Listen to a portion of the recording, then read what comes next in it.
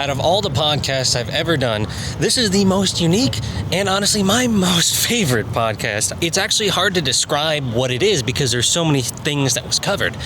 I'd say very simply, what you're about to witness is me spending a day with a Buddhist monk in a very authentic way. This is not a highly curated, highly scripted, we're gonna do this, we're gonna do that, we're gonna do this. It's basically, I show up, he says to meet him for coffee, I show up, we meet for coffee, and I'm just recording the whole day in long form. Because when I first went to this temple here in Chiang Mai, Thailand, I was blown away by the epic art that I found in the main hall. When I mentioned to him that I loved the art, he said he would love to go with me and break down the art, which I thought was absolutely incredible. And so that's kind of how this podcast was born. There wasn't a plan to make it this way or that way, but rather just kind of letting it unfold and being open to new experiences. My idea for coming to Thailand in general was to train with the Buddhist monks and to study Buddhism. I'm also here to train Muay Thai and to just in such a time of uncertainty in the world to explore the different traditions with my feet on the ground and to see what wisdom is within them and to share my experiences as I explore them because I'm really just trying to figure out the truth. So Phra, or the Venerable Mylan, is a 15-year practicing monk in Chiang Mai, Thailand. So if you ever wanted to know what it's like to spend a day hanging out with a Buddhist monk, this is for you. So you can jump around, timestamps are below, and I'm just so excited for you to see this podcast because it's just epic. I mean, look at this art, and the fact that I had an opportunity for a Buddhist monk to break it all down for me, I mean, it's just, this is one of the coolest things I've ever done. So we'll start with a short video. So the video of me talking to the Buddhist monk about Charlie Kirk got 2 million views in just a couple of days. And a lot of you asked me, how did I even get in this situation where I'm talking to a Buddhist monk? This story is wild. One of my favorite Carl Jung quotes sums it up beautifully. No matter how isolated you are and how lonely you feel, if you do your work truly and conscientiously, unknown friends will come and seek you. And that's exactly what happened. Let's get into it. You see, I play life like a video game. I said I was coming here to train with Buddhist monks. So I had that intention. I get here to Chiang Mai. The landlord tells me there's a boxer here, and then I go to get a coffee and this guy is outside. Enter Ali. And I start talking to him about how I want to train Muay Thai, because that's also why I came to Thailand. And then he's like, yo, I know a great trainer. Let's go to him right now. So I recorded all that. That's a whole different video and quest line. I'll share that with you soon. But then after that, this guy says, I've got a temple that you should go see. And so I'm just getting handed quest lines left and right. And so I accept the quest line and I go to this temple with him. And what's crazy is what I find inside. All right, I just stumbled upon this temple in Thailand. Look at this, hold on. What? Let me take this off so you can see better. That is epic. It's all the way around the temple. And decoding symbolism is a whole different quest line too. So that's another video for another time. The monk, whose name is Mylan, by the way, tells me that he will go in there with me and tell me what all of the paintings mean. I mean, what the fuck? This shit is awesome. There's buildings more significant. So we continue to walk around the complex. Then I see a monk just sitting by himself. And I'm like, I really want to train with these monks. I don't know. I just feel like I should talk to this guy. And so this is what happened. I'm gonna go ask him. Hello, do you speak English? Little bit. Okay. I'm interested in Buddhism. I come to Thailand to study Buddhism. Some monks speak the well English. Okay. Just a moment. Sure. นั่งอยู่แป๊บนึงได้พอดีมีฝรั่งมาติดต่อ Okay, you can. Okay. Hello, how are you? Hello, good afternoon. Good afternoon. Hi, Welcome. Thank you. I come to Thailand to study Buddhism, and I was looking to practice with monks if I could, in any form. Right now I'm in the coffee shop of the temple. You can come to meet me here. How do I get there from here? Just tell that monk, he'll show you the way. Okay. He said go to this coffee shop where there's another monk. It's like I'm on a quest line, literally, bro. Let's find our monk here. Hello. Hello. How are you? Yes, fine. Come. Good to meet you. Yes, nice to meet you. Should I sit next to you? Yeah, okay. What's your name? My name's Nick. Nick. What's your name? Milan. Milan. You can call me Pa Milan. Very nice. And boom! So for context, the first couple minutes of the podcast has not the greatest audio. There was some interference. So the audio gets better, but I really wanted to start with this Gandhi part because I thought the story he was telling me about Gandhi was super interesting and really related to what's happening in the world right now because of the way that Gandhi was able to amass millions of people in a non-violent way. And I think most people in the West don't even know that that's a thing, or that was a thing. So many people might have heard the name Gandhi before, but have no idea what actually happened. So the audio gets better, but here we go. The non-violent idea, it is in India, right? So for the Gandhi, as I know very little about the Gandhi, but what Gandhi, as I know, did was he studied Gita. Right. That's why I want to go to India too. He studied Gita every day, and when he have a problem, he opened the Gita and see the verse that can cure the problem, solve the problems. So in that way, so he see the Gita, and he having some problem, and then he see, okay, this verse is good for him. So that in that way he use it. And non-violent is, he didn't go fight with the British. He did with the peace, like peaceful protest, and become like an icon of the people, like become the leader of the people. He wear like a monk, and he live a very simple life, but a very strong mind, influence mind. So I think he did fasting. Yeah. Do you call fasting? Mm-hmm. Like you don't eat for the food. Right. You don't eat food for a very long time, and such thing. And then finally, people start to believe on him, and he also make people like confident on him. So, and then I think that time was the time of Second World War. And I think that's what people are struggling with right now. I think a lot of people are seeing the state of the world and thinking that violence is the answer. We have to overthrow it. And it's like, how do we learn from Gandhi? And for me, it's like a reminder to study exactly his philosophy, and it inspires me to do so. And so I think that's what I'll do. I'll really look deeply into Yes. the way he did things, because it worked, and it was with the right view. Maybe we need to adapt in this era in another way, because the time of Gandhi, like people followed him like in a million, hundreds of millions. Like they knew his news maybe by radio, Hundreds of by millions. television. Hundreds of millions. That's crazy. without having like phones, Right. without having the internet, social medias. So very influential. And British people also afraid of Gandhi. Like if in some case Gandhi died, then they will have a problem, because people will fight. Yeah. People will come out and fight. So Gandhi has a very powerful aura on that one. And not only Gandhi, many other, like Nehru, many other like political leaders. Yeah, interesting. So yeah, I heard from somewhere, weak people make the country weak, right? Like, and a weak circumstance, and weak, circumstance create a strong people like Gandhi. And again, after some time, country, get strong. Now people get weak again. Again, you need a strong leader again. So it's like that. Cycles. It's a cycle. Sometimes weak, sometimes strong. Now I think we are having a very weak, in Nepal as well, we are having a very weak kind of leadership, not the strong. So weak leader, they make the country like very weak. Yes. And then it's not how it should be now. Like another country are going in this level, we are going in this level, and leader is this level, but people of countries in this level,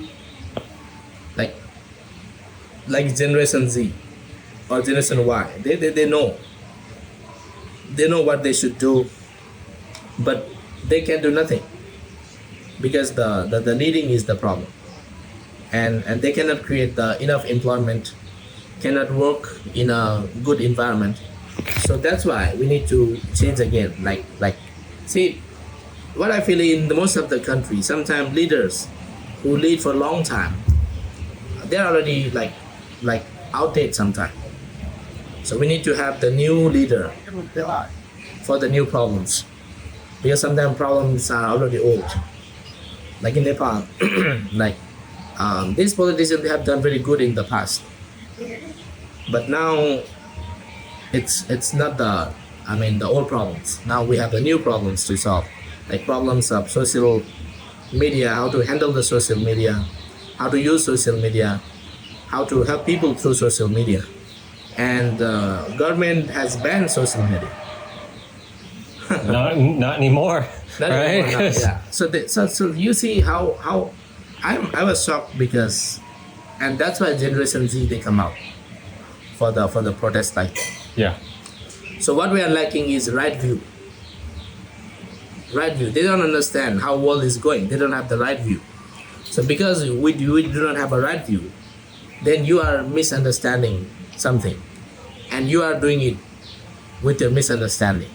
You are talking with misunderstanding, and misunderstanding leads to like misresults. You know, that's interesting. One of my favorite parts about Buddhism, or when I originally found it years ago, was just the word ignorance. Okay, yes. Because the word ignorance, I feel, is so accurate, because it's like, we could take ignorance in a negative way, or you could just say, they just don't know. It's similar to the message of Jesus, what he supposedly said on the cross. Forgive them, for they know not what they do. Yeah. And it's like, ignorance is the nature of how people are walking around. And it's the same thing as what you're saying. They don't understand. Yes. The crown of every problem is the ignorance. The crown. It's a crown. We call ignorance the crown of existence. So not the crown, sorry. The king who is sitting in the crown of existence. Because of ignorance, you do this, you do that, and you do not know why you are doing, right? You don't know what you are doing, why you are doing, and you have to get birth again in the life like this. Like and now when you are birth, you get birth in the world, you have to accept the reality of the world. But people do not accept the reality. They try to escape from the reality. And now see, when will you get like wise? Because you are not accepting the reality. You are escaping from them. Like, reality is you have to work hard, right? Or reality is you have to study. And reality is everything changes. But you would like to have everything become the same. Like, people will be not, people normally they don't prepare for change. They just prefer it to be the same. Okay, you get this job, you get this amount of money, let's be with this for long. You are happy. So it will not work like that. Like in Nepal now. In many department stores, they put the fire, right? So people who work in department store, like 10 days ago, they may be thinking like it's a very good job in the department store. But now they put the fire in the department store. So what should they do? They should not get panicked. They should know that, okay, this is the change. They just move on, start new again. It takes time. It takes power, mental power, but you have to start it again. Because this is how it works all the time. And this is how it is all the time. So if we know in any case that whatever thing that you're getting or whatever people you are meeting, one day, you have to go out from them. One day those things will get out from you. Then that means you have the immunity power to accept the situation. Like, if you only know one day you have to die, means you have to, put everything, even the body, in this world, and you go out of this world. So in the same way, if you think like this, then you'll not have the problem with anything in the world. Okay, so a question for you then. There are not many things that get to me, but in order to come here to Thailand, I had to leave my dog. Oh, okay. So I have a dog. I have a golden retriever, 8 years old.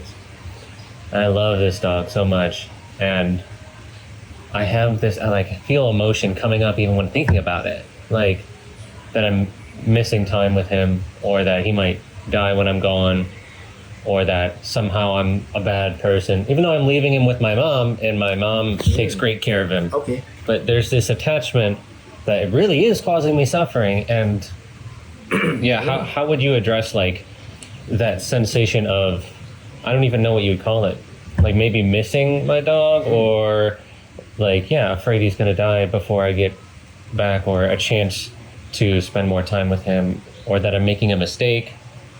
I don't know. Maybe that's like an actual example, I think, of what you're saying. Okay. For this one, you see, you have to see when you were living your life without a dog, right? So this dog was doing perfectly perfect. In fact, when you were not there. You mean you was not with the dog all the time, right? I got the dog when he was 8 weeks old, so he was a puppy. Yeah. So but you I had a life before. Yeah, you have a life before also, and like, okay, let's say the dog was 8 weeks old, but what when the dog was 1 to 7 weeks old, he was having his life without you. And then I kidnapped him, basically. Yeah. So now you take him up after the 8th week, and now you have the attachment. Which is what? So you see, what I'm saying is, every creature, they have their own good karma and bad karma. Okay. So because of the good karma will protect them from the problems, and because of the bad karma, bad action, it will make them suffer. So only two things. One is because of the good karma. Even though dog is having a trouble, even though dog is going to have an accident, but it will still manage to get out of the problems because of the good karma. And let's say this dog is having a bad karma. Even though you are there all the time, dog still getting some bad karma. I mean bad results. Yeah. Maybe dog gets sick, or maybe have some problem because of the bad karma. So you see, life of dog, he's having his own karma system. Sorry.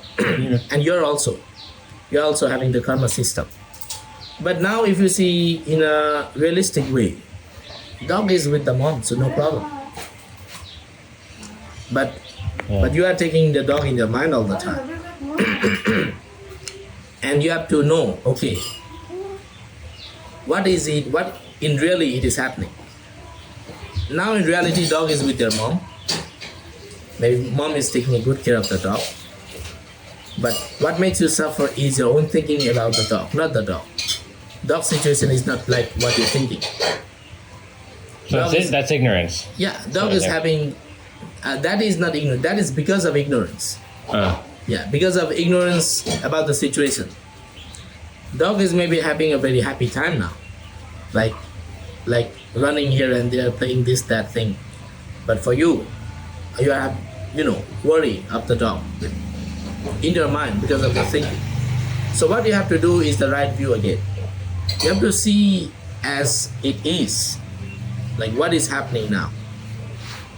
And then you do the best choice that you can do now. For example, now what you can do is you can call your mom and ask her to take a good care of the dog. And when you do this, he'll be happy again. You say, okay, let's see the video of the dog, he's doing good. Then okay, they're happy, that's it. So you do what you have to do. I have to let go. Yeah, you do what you have to do. But you have to understand one thing. There comes the day when you and dog have to depart once again. Like this. Like now you are already departed, but sometime dog will not be in his life like this, in your life forever. And you are not going to be in his life forever. Dog will, like you were saying before, the dog will change. Everything is change. Yes. Everything is impermanent, right? So it's like Buddhism is accepting The reality. the free. Yeah. It's just like, all right, cut through. That's what it kind of feels like. It feels like a sword of like cutting Wisdom, through. yes. Yeah. Yes. The sword of wisdom. Yeah, exactly. The problems are like anything that you have to cut, right? Mhm. And the wisdom is the very, very, how do you call? very powerful sword to cut the problems. And you have like for example, you see the bamboo, right? In bamboo there are lots of branches. It's not easy to cut. You see there's bamboo. It's not easy to cut bamboo tree like another tree, because another tree is very independent, like this tree. You cut by the axe, it just falls down. But what about bamboo? You cut the bamboo tree, branch of bamboo at the up is still like helping each other. You cannot take it down, right? So you have to see by the wisdom which branch is, like protecting, not to take the bamboo down. You just see that branch and you cut with the knife, with the sword. So that is the wisdom. That's where is the problem. You have to cut, and then you cut one by one, and you can take the bamboo down. Same in the life. Life is not like a normal tree. Life is like a bamboo tree actually. The branches are grown at the time, for the long time, and the branches are twisted with each other for the very long time. So if you have to take the bamboo which is inside, you have to cut the bamboo which is outside. Because this bamboo is inside for very long, and now there is another bamboo surrounded by the bamboo trees. So you have to take bamboo one by one. That is the life actually. You have to cut by the wisdom. But for you to have the wisdom, what is necessary is the mental power of mind.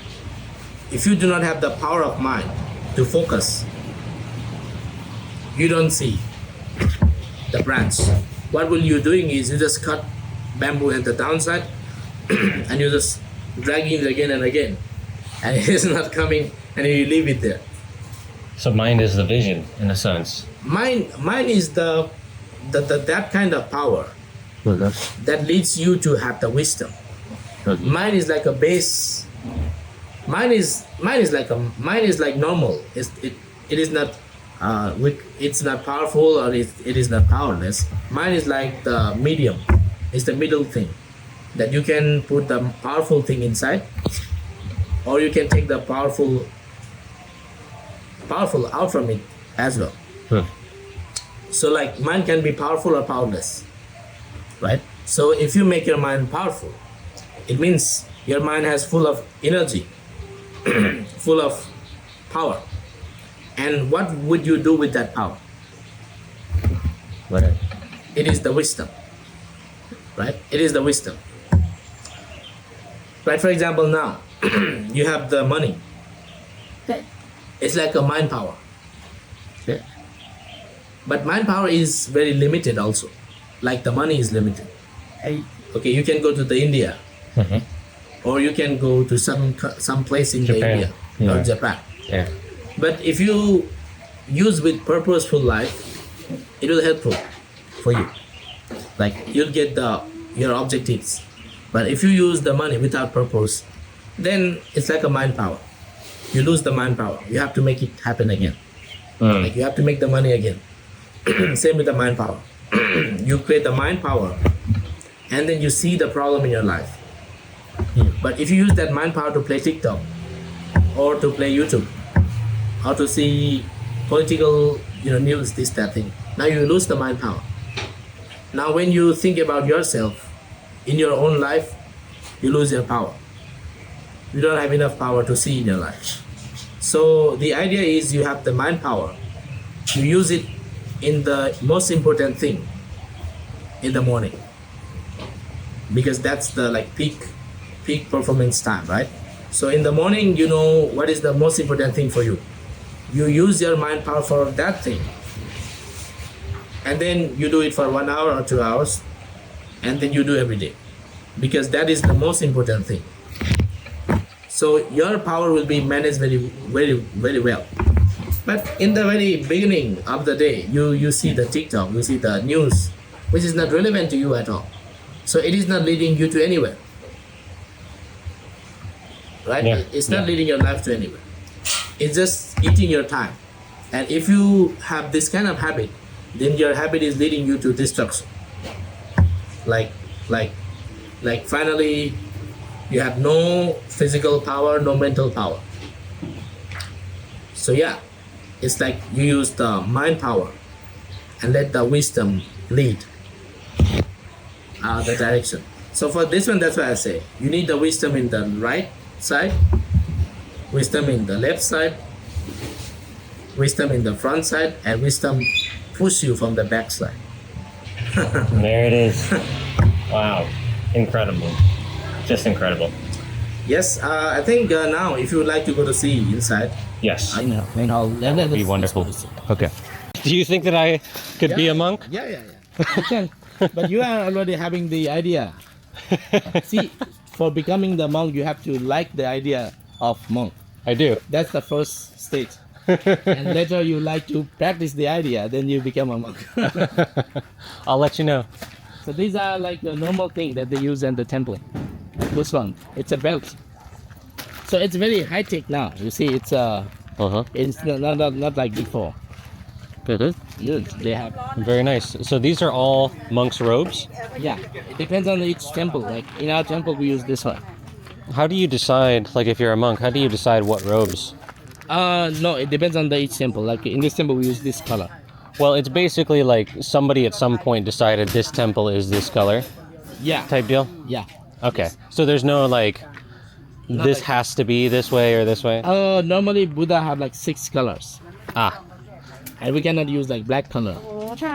interesting. We can use, like red color. Like So, I'm curious, why orange for monks? well, it is not the thing that we decide now. Uh-huh. See, in the Buddha time, what we do is we have the very normal clothes, right? And then you put the color by the fruit. So maybe sometime you get the orange kind of fruit, then you get orange color. Ah, Or like yellow kind of fruit, you get the yellow color. interesting. Or you get some color like this, right? Very interesting. So these colors are monk have to do by themselves actually. Ah, Buddha time. But now we have these kinds of rope, this kinds of color. It's already made. But before it is not like that. Before monks have to find the cloth in the floor, in the from the dead people's body.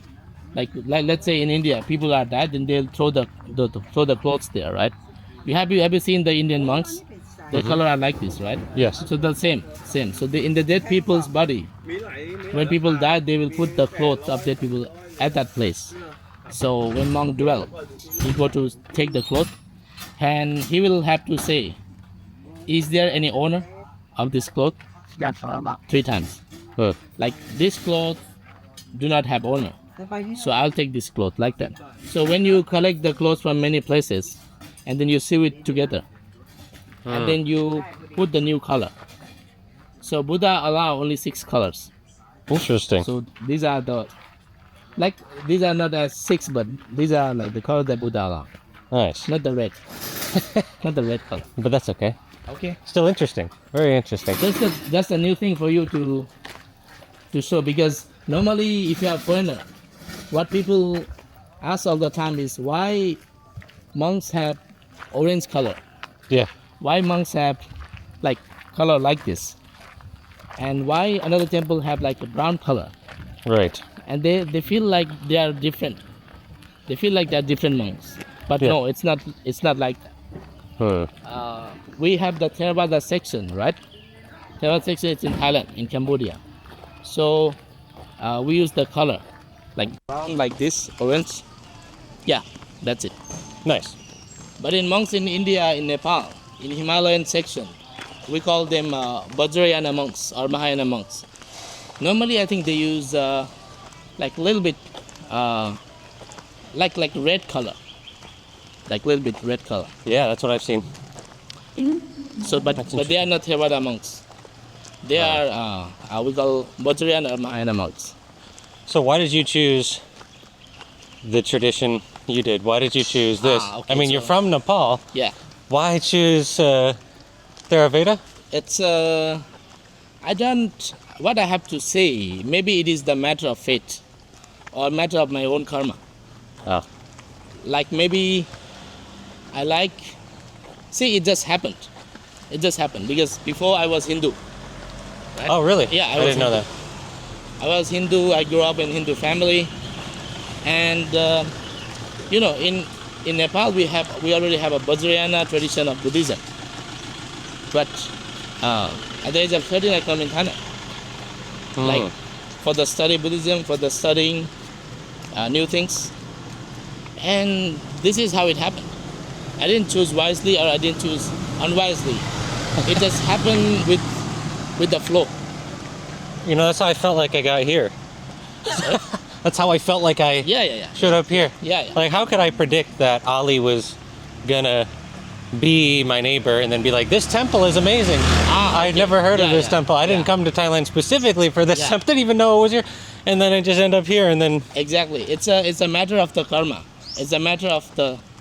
Actually, it is the matter of the karma, I will say. And then you have that kind of potential and you have that kind of likeness that that you may have some connection in the past. And then you pop up here, you like it. Exactly, I love it. Yeah, but if you do not have that kind of likeness, you'll not pop up here. Even though you come here, you'll still not like it. See? So not all the people, not all the foreigners, they like Buddhism. They may like Hinduism, they like Christianity, they like Sikhism, or even in Hinduism, they like Saivism, like that. So, okay, this is a golden pagoda. The golden... It has we believe it has the relics of the Buddha. Really? Yeah. So, the hair relics of the Buddha. It's a very old pagoda. So you're saying the Buddha's hair is here? What legend says here. Yeah. So this temple name is Doi Sakit, right? And this district name also Doi Sakit. So do you know what Doi means? No. Doi means hill, right? And Sakit comes from the word Senkit. Do you know Kesa? Yeah. Oh, Kesa is a hair. Okay. Okay, so Senkit means the hair of the Buddha. Later it becomes Sakit. So what does Doi Sakit means? The hair of the Buddha. The hill, where it has the hair of the Buddha. Doi means the hill. Okay. Sakit means the Senkit. It's the hair. I'm doing my best here to manage everything that's happening. There are lots of things, lots of new things to learn. Yes. It is in the Thai dynamic. It is in the Thai culture. Like you see Naga like this. In Nepal, in India, it will be different. But in Thailand, Naga is like this. So it's the part of the Thai culture as well. Yeah, I was wondering what the symbolism of the Naga specifically is. Naga, even in India and even in Thailand, Naga is for like protection. You see Naga in the side? Yep. Yeah. And Naga in the down.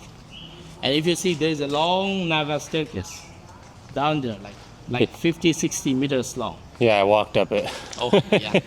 Long walk. It's a tireful walk. Yeah. Yeah, so in Nepal, we do not have this must be Naga staircase. But here, Thai people, they believe Naga is not the snake.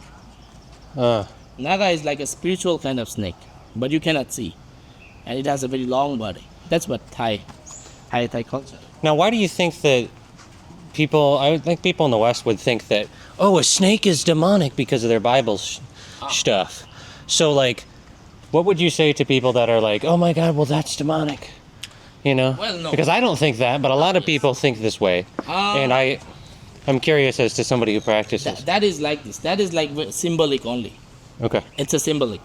Okay. Like, you see... So you're saying Naga isn't actual creature, but I think some traditions are different, right? In Buddhism? Yeah. It's the good thing and the bad thing. It is very, very symbolic.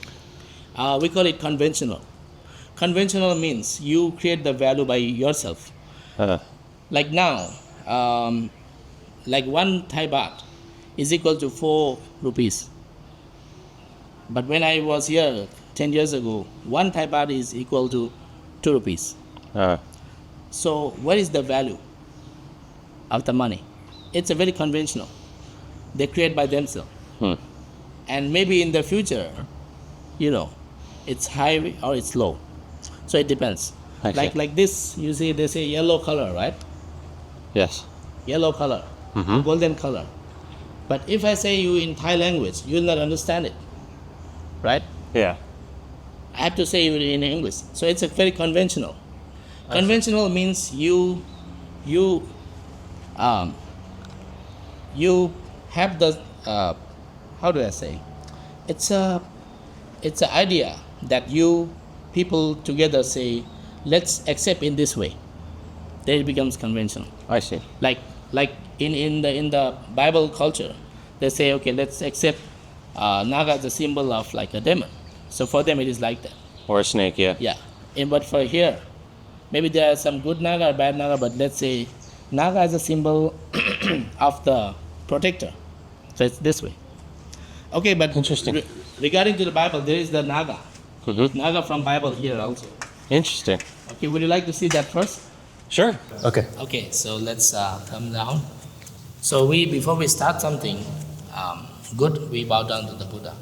So this Buddha is the main Buddha in our temple. So yeah.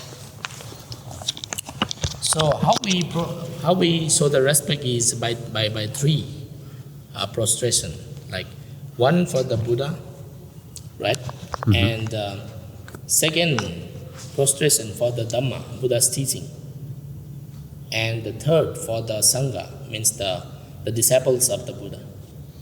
So why we have to respect the Buddha is the one who do not have greediness, who do not have hatredness, and who do not have ignorance at all in his mind, like totally pure.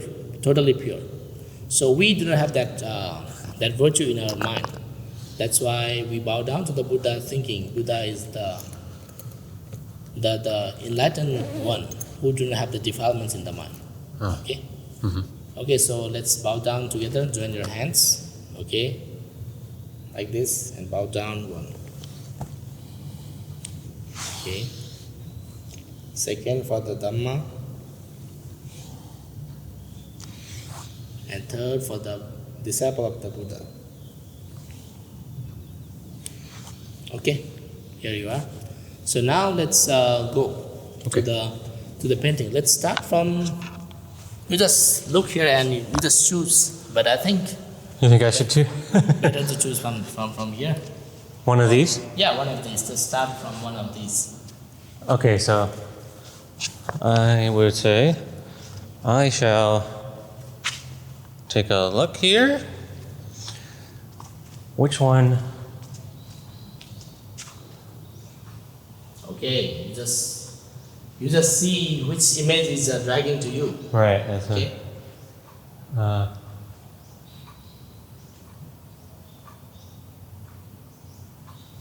This one. Okay, that's a very nice one actually. Yeah, this one. This one. Okay, I have to say you have a very good choice of selecting. Actually, this should be the last one, but you select the first one. The very, very, very good choice. Nick, I have to say you have a very good choice. Yes. Yes. All right. Let's explore. So tell me. You are having this painting. very good choice actually, because I am very happy to say this is the core of Buddhism, core practice of the Buddhism, and you choose it like unconsciously. There are like many pictures, but you still choose this one. Okay, so let me tell you. In Buddhism, we call education, 3 education, right? As I tell you, do you remember in the coffee shop that I tell you about the wisdom, right? So in this one, can you tell me which part is the wisdom? Probably the up there. You see, okay. The eye. Okay, see. So you see the stage of eye is very high, right? Yes. It's very high. Okay, so what you can see. Am I wrong? No, you're right. Okay. That's the wisdom. Just making sure. Yeah. So normally I just tell the wisdom at the last, but no, we just start from the wisdom. You see, this guy is seeing something through eye. So that is the wisdom eye. And what he is seeing is I call it three kinds of existence. Three kinds of characteristics. You see the baby there? Yeah. Showing on something? Right? He's showing he's pointing the shadow. Right? Pointing the what?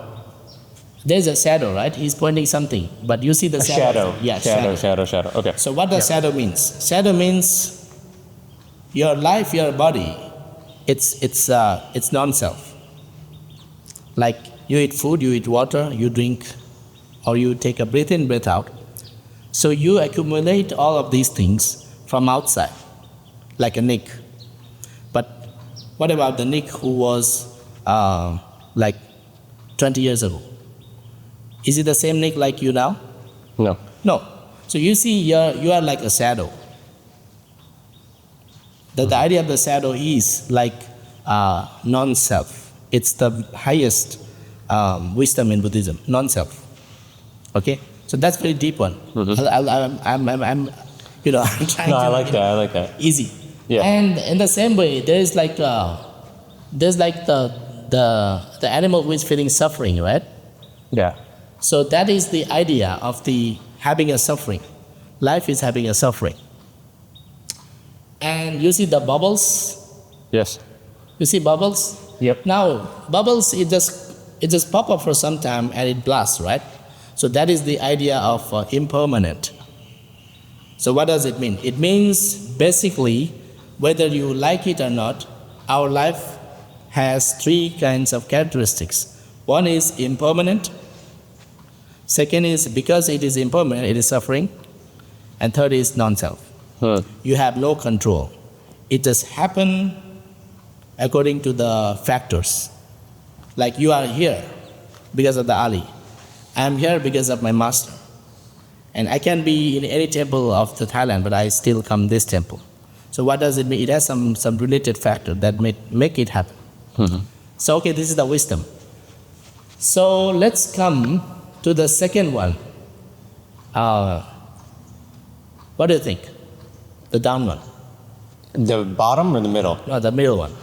It looks like it reminds me of the idea of the solar plexus energy center in the middle. Okay, right? okay, that's right. And what else do you see in the circle outside of the outside of the human being sitting meditation? You got monkeys. It looks like. Yes. And it's I would guess. Tell me if I'm right. Yes. Does that represent the monkey mind? Exactly. Nice. Exactly. So I'm actually I have to explain the down to up, but I just start from the up. I'll conclude in the later. So you see, you have the monkey mind. Yeah. And the second stage of practice, it's a meditation. Okay, so the first stage is actually the morality, see? But since I start from the up one, first stage is the morality down, the second is the monkey mind. So what you have to do is you have to make the monkey mind, make the monkey, the quality of mind is like a monkey mind. So you have to use the technique to let the monkey stop. Mind is like monkey. So maybe you get some food to the monkey and monkey will become calm. So you should know what your mind like to let your mind become calm down. And then only you can go to the wisdom.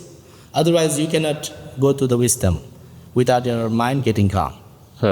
Like you see, you get the wisdom thing, you get the, like Newton, you know Newton? If we see from the Buddhist perspective, Newton is like a meditating, right? Sitting down the tree, like the Buddha was also sitting down the tree. Yeah. So something fall down, like apple fall down in your head, in his head. And then he think about the gravity. So you see, Newton is having actually a concentration. He's not having the monkey mind. If he was not focusing on the apple, if he didn't have curiosity, there will not be the law, like Newton's law in the world. So just because he has that kind of control in his mind and focus on the thing that's happening in front of him, then he think about the theory. See? So wisdom happened when? Wisdom happens when your mind is calm. When your mind is not monkey mind. When your mind is one. Okay, so this is the wisdom. Let's come to the down one. It is the base, okay? This is the base of the teaching of the Buddha. Can you tell me what is that? This looks like the Four Noble Truths, maybe? Oh, okay. In terms of you've got all the different, life is suffering. But let's see in this way. Let's see in a way that what are they doing? See, you can see the restriction sign, right? Yeah. It means no, don't do it. Okay? And do you see the first picture on the right side, what he is doing? On the right side. Does he got a... It looks like he's got some sort of weapon. Yeah? And what he's doing? Aiming it at eyes. Okay, there's a deer. Do you see the deer? No, I don't. Oh, he's going to kill the deer. You see that? Oh, I'm at the one below it. Okay. Okay, so we're looking at a guy who's going to, unalive a deer. Yeah, he's going to kill deer. So this one saying is no killing. So that is the 5 precepts in Buddhism. Okay, 5 kind of very fundamental teachings in Buddhism is 5 precepts. If you would like to practice Buddhism, like I will highly suggest you 5 precepts. Okay. The first one is not to kill. Easy, right? Just not kill any creature. That's the first one. Okay, the second one is, what is he? Below it? Yeah, So that's a guy with a mask. yeah, He's got a weapon. yeah, He's aiming it downward. yeah. What is he aiming it at? So do you see his left hand what he is doing? He's got some cash, maybe, money. Yeah, what do you think about this picture? Don't be greedy. Don't steal. Nah, yeah. So he has the mask on his face, so people do not recognize. I don't know how I didn't. Okay. That's why it's a puzzle kind of picture. Yeah. So what it is saying is you don't steal. So this is basically what I'm seeing is it's the Eightfold Path, but the non-version of it, like what you don't do on the Eightfold Path. Is that it? No, not Eightfold Path actually. It's the 5 precepts. Okay. It's a 5 precepts. Okay. We'll come to the Eightfold Path. It's somewhere here. Of course it is. Yeah. But you see, it is the Eightfold Path actually. You are right. But Eightfold Path which is summarized into 3 training. Okay? So I will explain you later. So there are 8-fold path, and the first 2 path is the wisdom. That's the I. Okay? Yeah. And the second part of it is the morality. 3 parts. It's the morality. It's here. And the last 3 parts of the Eightfold Path, it is the meditation. So basically it's a Eightfold Path, but they summarize it to 3 topics. 1, morality, okay, precepts, and second, meditation, and third, wisdom. So what does morality consist is not to do bad thing. Morality. And second, not to say bad words. Easy? What do you say? Seems easy. No, it's very easy. It's For you, maybe. Yeah, it's easy. For a lot of other people, you see, they feel it's not easy. that's why I'm saying you have to practice the 3 of them. Yeah. If you only practice the morality without wisdom and without meditation, you will lose your control of your mind. So that's why we go to the second one. Okay? The first one is the morality, of course, not to do bad thing, not to say bad words. And what is the core that letting it happen in your mind? What is letting you to say bad words? Do you know that? Ignorance? Yeah, but who is letting you to say bad words and who is letting you to do bad things? Who's Who is letting that? me? Who is letting means who is doing that from inside? Well, it'd be the monkey mind. Exactly. Or the ego. That's why we have to come to train monkey mind. Okay. Because monkey mind is the real cause, real guy who is doing bad thing and who is saying bad words. So we come to the monkey mind, as I've said. So monkey mind, what it does is, it think good thing all the time, or it think bad thing all the time. Like not all the time, but I mean, sometime mind is good, sometime mind is bad. So whenever your mind is good, you do good thing. Like now, right? And whenever your mind is good, you say good words. Like now. But let's say after this, like 3 weeks later, maybe you are in some circumstance, someone make you angry. Now your mind is getting angry.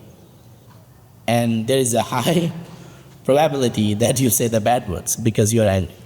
So you see, if you only practice on the morality level, is it enough for you? Is it enough? It depends on what the goal is, you know? Yeah. If your goal is enlightenment or if your goal is to stop suffering, You see, you know, and that's the thing about Buddhism. yeah, right? even in your daily life, if you do not train your mind, you'll have a fight with the wife because of untrained mind.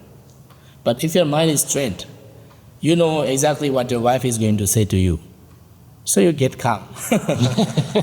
You know what she's going to say, Yeah. right? Yeah. Or if your wife trained her mind, she know what her husband is going to say. So that's a trained mind. It won't have a problem. So you see, in the basic level also, you need the mind to train. Like now you are holding the camera. Yeah. If you have the monkey mind, what will you do? You will take your camera up and down, left and right, and people will not see my photo well. Yes. Now you are holding very, very strongly. What does it mean? It means you are having the calm mind, concentrated mind, trained mind. Yes. It's hard though because you're asking me about this and I am trying to manage both things, which does make it hard. Yeah. So I'm still training for sure. Yeah, like, exactly. I'm thinking about the shot and then I'm thinking about what you're saying. It's like, because I'm just by myself, you know. Why it is complicated is because of the idea. Yeah. But I know this idea and I'm telling you this idea. Yeah. So what it is showing is just an idea. But how you utilize the idea, it is another thing. Like what it is showing is the monkey mind. But it is not showing the monkey mind. It is showing that mind is like a monkey, the first thing. And second thing is you have to train your mind and get very strong mind. You see the solar plexus thing? Yes. Now that means your mind is very strong. So that's the thing. So how does the solar plexus in this art connect to the mind? Solar plexus, it is just a symbol of the mind. Okay. So you cannot say mind is in the stomach, Okay. right? You cannot say mind is in the brain. Mind cannot be seen. It cannot be seen. That's interesting. Most people think it's in the brain. Yeah, mind cannot be seen. Like if mind is in the brain, like what if people die? Your brain is still here, right? Your brain is here. Well, some people think they don't exist after death. Yeah, that is the idea. That is the idea. Yeah. Like people do not know. Like if you see, if mind is brain, when you see the father and mother, elements goes in the stomach, in the womb of the mother. We call elements of father and elements of mother get connected in the womb of the mother, right? So where is the brain? Some creatures go inside, very small. Where is the brain? So there is a very tiny kind of elements and the mind. Mind is inside there. So mind cannot be seen. It cannot be touched. But you know that there is some guy inside the womb, some boy and girl inside the womb, without brain. So see that. So that is the mind, but mind is not the brain. We call chitta. That's another very hard topic. That's why I'm saying. No, I like hard topics. Yeah, That's what I'm here for. You go is. That's what I'm really interested in. You know, is those deep layers. But that's what I'm saying. You see, in the mind itself, it gradually, because there is the mind and there is the physical body, right? So physical body in the womb of mother is very small. Like it has the water elements and the fire elements. Water elements and the earth elements. Earth elements like solid thing. Water like a liquid thing. So later we will have fire elements, hot or cold. Right? You need the temperature to get nurture, right? Yeah. And later we have the air element. So when you have these four elements, that is the basic foundation for the physical body. And it gradually get bigger and bigger with the food mother ate. And then the child come out of from the mother and become like you, like Nick. Yeah. But before, you're in the womb of the mother. So that is the thing that you have to see from your calm mind, that you are not the Nick like this from the very beginning. You are changing all the time. Maybe next year you are another Nick I meet. Maybe next year you cut down your hair, become a monk. So it depends. It depends on the maybe next 10 years, who knows. Yeah. So what the idea is it's changing all the time. Can I keep beard? Yeah. Oh, no, you cannot keep No, I don't know if I can be a monk then. I love the beard. Okay, so okay, let's come to the third one, the wisdom. Yeah. So after you have the mind very calm, right?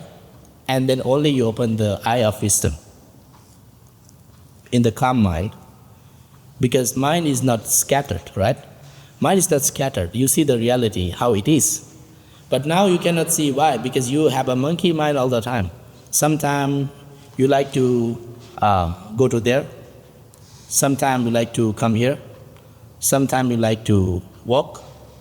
Sometimes you like to talk. You are not focusing in inside. And how will you see the reality in inside? So when you stop everything, because reality is reality, it will shows up to you. Reality itself is there all the time, but you are not looking to the reality. So that's why the wisdom will open, and you see the life is full of suffering at the up, because you have to change all the time, Nick. You have to take care of your beard all the time. Right, yeah. That's a suffering actually. What if I like taking care of my beard? But what if you like, right? See, whether you like it or not, the bear have to bear. You know, bear. Bear means to tolerate. Is that another word of in English? Bear. Bear suffering. Yeah. Beer means like alcohol. No. There's another word like you bear something like tolerate. Bear. Bear. Is Very that close. Yeah, it's bear. bear. Yeah. So your beard itself have to bear in your body. Okay. It has to get the hot temperature all the time. It has to get cold temperature, right? It has to get cleaned. Okay. If you see from the point of view of the beard, it's suffering for itself. Because maybe beard would like to get free from this thing, but it cannot go anywhere. It's here, Interesting. right? So is the beard alive then? What I'm Does it saying, have a level of that's a little bit thought? tricky. What I'm saying is every existence, Yes. it has suffering because it is the subject to change. It is the subject to change. Like But whether question for you. yeah, yes. So let's say that you embrace that. Yeah. That is essentially what we're talking about with the Buddha, is Yes. that you embrace change, Yeah. then you stop suffering. So, see, that's a part of Buddhism that always interested me was, if life is suffering, that's one of the Four Noble Truths, right? Yes. Then at what point if I embrace the nature of suffering, can I learn to enjoy suffering? And then life is no longer suffering, or is it still suffering? You know what I'm saying? That's what I kind of struggle with understanding. I also struggle on explaining this idea all the time. Yeah. Because suffering means not you are suffering. Okay? Uh-huh. Suffering means the physical body, it is changing. And because of that change, it cannot stay in the same position all the time. It is forced to be changed. Like it is forced to change. You know what I mean? Yes. Like you like the bear in this way, but no, bear have to change into white bear, into another kind of bear. White would be cool. And it have to come out one day, right? Yeah. Another bear will come. Another bear will come, for sure. So what does it mean? That the first beard which was in your, how do you call it, chin, Uh-huh. it is not here anymore. Right. You see that? It is not here anymore. It is gone already. So in the same way, your whole body, it's changing all the time. And it is not with you forever. Like the cell in your finger now will be not here after 10 years or after like 1 year. Cell in your body will totally change. Do you see the change? Yes. And your body is changing all the time. That's what we call suffering. Wow. It is changing. But it doesn't mean you have to suffer with the body, right? You have played the Muay Thai right now, and someone maybe kick in your in your leg. So you are having a suffering there. See if we can get it. Yeah. Okay. Yeah, we got a little bit of a kick. I mean, it's not too bad. I don't know if you can see it that much right now, but yeah. See, that is suffering. But are you suffering from the leg pain now? At this exact moment, I'd say no. No. So you see, that's what Buddhism focuses on. So suffering is there, but you have to acknowledge the suffering. But it doesn't mean you have to be suffer all the time. No, suffering or not suffering, it is just a feeling. And feeling is seen, feeling is felt by the mind, by the monkey mind, by the mind. So when your mind is well trained, and you know that your life is changing all the time, your thinking, your feeling is changing all the time, you accept that reality, and suffering will be there in your body, but your mind will not suffer. That's the key. Yeah. That just clicked. Yes. But it doesn't mean your body is not suffering. Your body is changing all the time. Your body have to get old. Your body have to get sick. And of course your body have to die one day. But your mind accept that reality. The mind is not getting to be suffer anymore from this body. That's the idea. Yeah. That's the idea, that you have to accept the reality, not escape. You try to escape from the body. You try to escape that you like to have the eternal life for long. Does it work like that? Even now you have to eat food. If you don't eat food, you die. Even now you have to breathe. You don't breathe, you die. So how does eternal comes when you still have to breathe in and breathe out, right? If someone say, okay, let's turn off the oxygen here, you die. There's the air, but that's not what we have to use. Oxygen is the thing that we have to use. So basically, life is suffering all the time because of the physical reality. And the mind is stuck to the physical reality. And that's why we call it suffering. But the moment you understand the physical reality as it is, as like it have to change all the time, it has to, fulfill all the time, like old air is past already, now you have the new air, right? And old food is already finished, you have to eat new food. Old water is finished already, you have to drink new water. And then your body need to take rest, you sleep. And do you sleep for only one day or you sleep whole life? Whole life. See? You eat only one day or you eat whole life? Well, some people claim to go without eating. Have you heard about this? Like the monks or in India. But they cannot do for the whole life. Yeah. Right? What does it? It means you need something to fulfill your body. Yeah. That's why we call that's not self. You see that guy showing the shadow? Yeah. Yeah, that's why we are saying it's a non-self. Because you think you are Nick, but the body you are saying it's Nick. It needs to be fulfilled all the time. And the bubble one is the impermanent one. You see very impermanent, like you breathe in. It's a new oxygen inside. And breathe out, carbon dioxide, yeah. Carbon dioxide is outside. So you take another oxygen and another oxygen inside, again and again.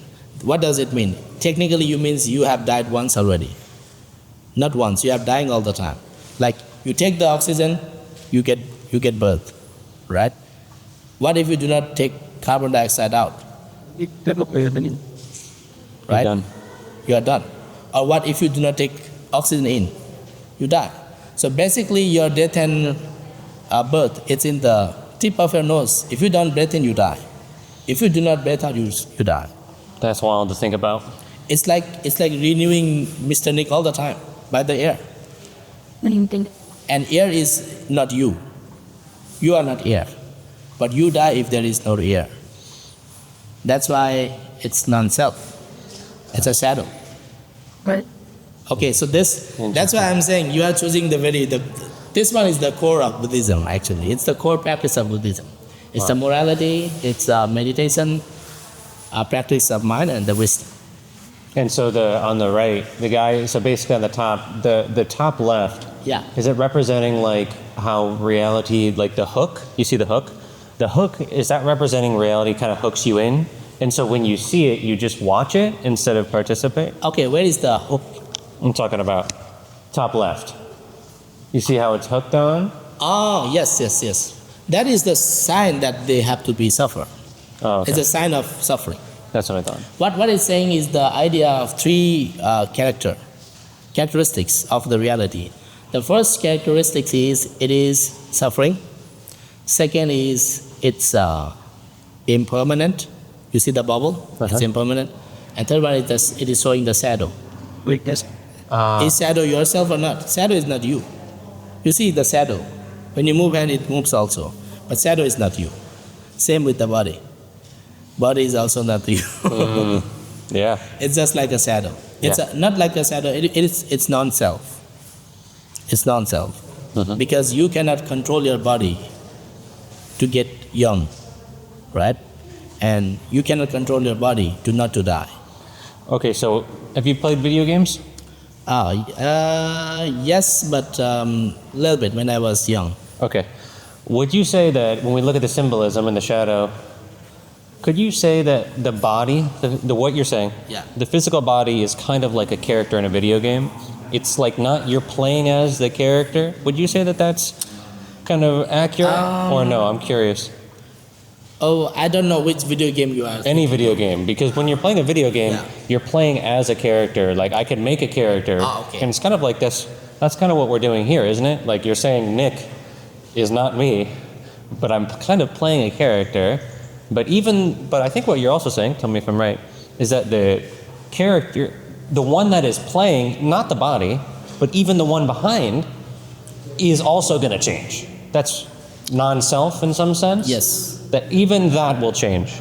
Like what Hinduism or the Vedic might call the soul, you're saying even in Buddhism, that changes. Everything changes. It is very complicated idea, I'll say. Yeah. How you have to understand it is like, we cannot understand it by like talking. Okay. But we just can get to the close, right. But not really understand what is that. It is like this, you see. You remember the analogy of the last time that people like the cloud? Yeah. It's like that. It's like that. It's like the iPhone body. Yeah. Having the information of iCloud. So the mind, so-called mind or so-called soul in Hinduism, we can say that's like an iCloud, right? iCloud contains all information about you. Good photos, bad photos, good karma, bad karma. So when the hardware body is died and you buy a new iPhone, like iPhone 19, I don't know it will exist or not until 19, but let's say iPhone 17 or 18. Yeah. When your old iPhone is gone, your photos are still there. Yeah. So that is like a shadow because iPhone is just an instrument. It's a hardware. The real information is the iCloud, but iCloud is also changing. Right. You know what I mean? Yes. iCloud also changed, but for now iCloud is not changing because it stays for a certain amount of time. Like Google. You say, okay, Google have lots of information. What if someday Google is collapsed? Oh, they will. All information will gone. Yeah. So what I'm saying is it stays for a certain amount of time, but the mind is very, very vast. It's like eternal. Not eternal, it's like very, very long time. Yeah. It's having a very long time. And why I say it's non-self, you have to understand, there is something as a mind which collect good thing and bad thing. But mind itself cannot select where it will go to get birth. That's why it's non-self. You know what I mean? In some life, you can get to be like a dog. What if your dog now maybe your relatives or your friends? That's why you are having an attachment with this dog. Why not with another dog? Oh, because it could have been a relative before, is what you're saying? Exactly. Not could have been. It's, if in a Buddhist perspective, it is your relatives or it is your friend. Yeah. That's why you like this dog, not another dog. So you see the idea. Now this dog cannot select, cannot choose not to be dog. Right? Mm-hmm. And Yeah. you also cannot select to choose not to be Nick. Maybe you like to become eagle, to see the eagle view from the up That'd be cool. without drone. Yeah, that'd be nice. But no, you cannot do that. Yeah. Maybe in your next life you become eagle Do you go down like that, or do you go up? all the way, down Okay. and up all the time. If your mind is down, it goes down. If your mind is up, it goes up. It's the quality of the mind. So if I, let's say, if I went up, could I still choose an eagle? Or you're saying, no, we don't choose? Oh, no. It's not that kind of up and down. I mean the quality of mind. Okay, It's not because a- I've heard before Okay. from Buddhism, maybe this is wrong, that you actually kind of have like a spiral of incarnations, that you start as like, let's say, grass or like Yeah. rocks, and then you keep incarnating into more complexity, Yeah. and then it's just increasing complexity. Would you say that's accurate or no? It's not like that. Okay. It's not that complex as you see. It's very simple. Okay. It's very simple. Like now, let's say you have the quality of the dog. If you die now, you become a dog. What is the quality of dog? Maybe you are angry, like angry and hatred. So if someone acts like a golden retriever, they might be one? For the animal like they die when they are actually the human being inside the body of the animal. Actually, they are very human. You see the dog, they are very human sometimes. Yeah. They are very human because the guy inside is like a human, but because of some let's say technical problem before he died, not technical problem, mental problem, like get angry with something, get attached with something, maybe get attached with you, and then he have to come to get birth near of you. Not only the dog, even the lots of insects. That's wild. That's wild to think about. Yes. So can I say that back to you to make sure? I'm just trying to make sure I understand. Tell me if this is what you're saying. You're basically saying that if someone is if you have a relative that you're attached to or have some sort of karma with, in some sense, that if it's unresolved, you can one may Yeah. reincarnate as an animal to work out that karma in that dynamic with that person. Yes. Yes? But you have to understand, it is not that they will become your animals all the time. It's not like that. Okay. It can be, let's say, your own niece or your nephew, like that. Or it can be your own, like I can... Doesn't have to be your dog, as you're saying, just around it's, you. It's not the dog or animals or cat, this, that thing. It's the quality of that mind. If that mind's quality is not fit to be dog, it will not become a dog. It will not become a dog. Okay. Because the quality of mind is higher. So what it means? It means if your mind is ill or bad for the last moment of life, you'll go down. Maybe dog, maybe cats. It doesn't mean it's bad, you see? Yeah. It's like a certain kind of punishment. Becoming cat is like just 10 years. Like you go to jail for 10 years. So you see it as a punishment to go down in some sense? It's not the punishment, it's a result, I'll say. Okay. It's a It's just a result. consequence. Yeah, consequence. Okay. So now the consequence is the cat have to be cat for like 10 years. Now the problem happened if that cat likes to be a cat, it will become cat for very long. That's the problem. Like you are Nick, right? If you Yeah. like to be a cameraman, if you like to be a YouTuber, next life you also have to be like this again, because you start to like this life. But I do kind of like. Yeah. I like this is amazing. That's what I'm saying. If you start to like this, it's another possibility. No, brother, it's a high possibility. In next life, you will do the same. And I will tell you, it's a very high possibility in your past life, you also do the similar thing. Not like this, but the similar thing. Like I love exploring. Yeah. Exactly. So that's what I'm saying. If that cat start to like becoming a cat, it will be cat for very long. And you feel like cat is a happy realm, You see the cat very lovely, right? Very, very, very likely. But there is a suffering in becoming a cat. It needs to find food so that it comes to play around you all the time. Like dog also. Yeah. And sometimes you give food to them, sometimes you forget to give food to them. But some dogs are very lucky. They are in the very rich family. Even though they are a dog, but I saw a dog around here that was just having a they're having a good time. good time in a temple. Yeah. That's what I'm saying. Whatever kind of reality you are, in the realm you are, you cannot control. You cannot say, I'll be a dog. What you have to do, you have to do your mind at the vibration of dog, you become a dog.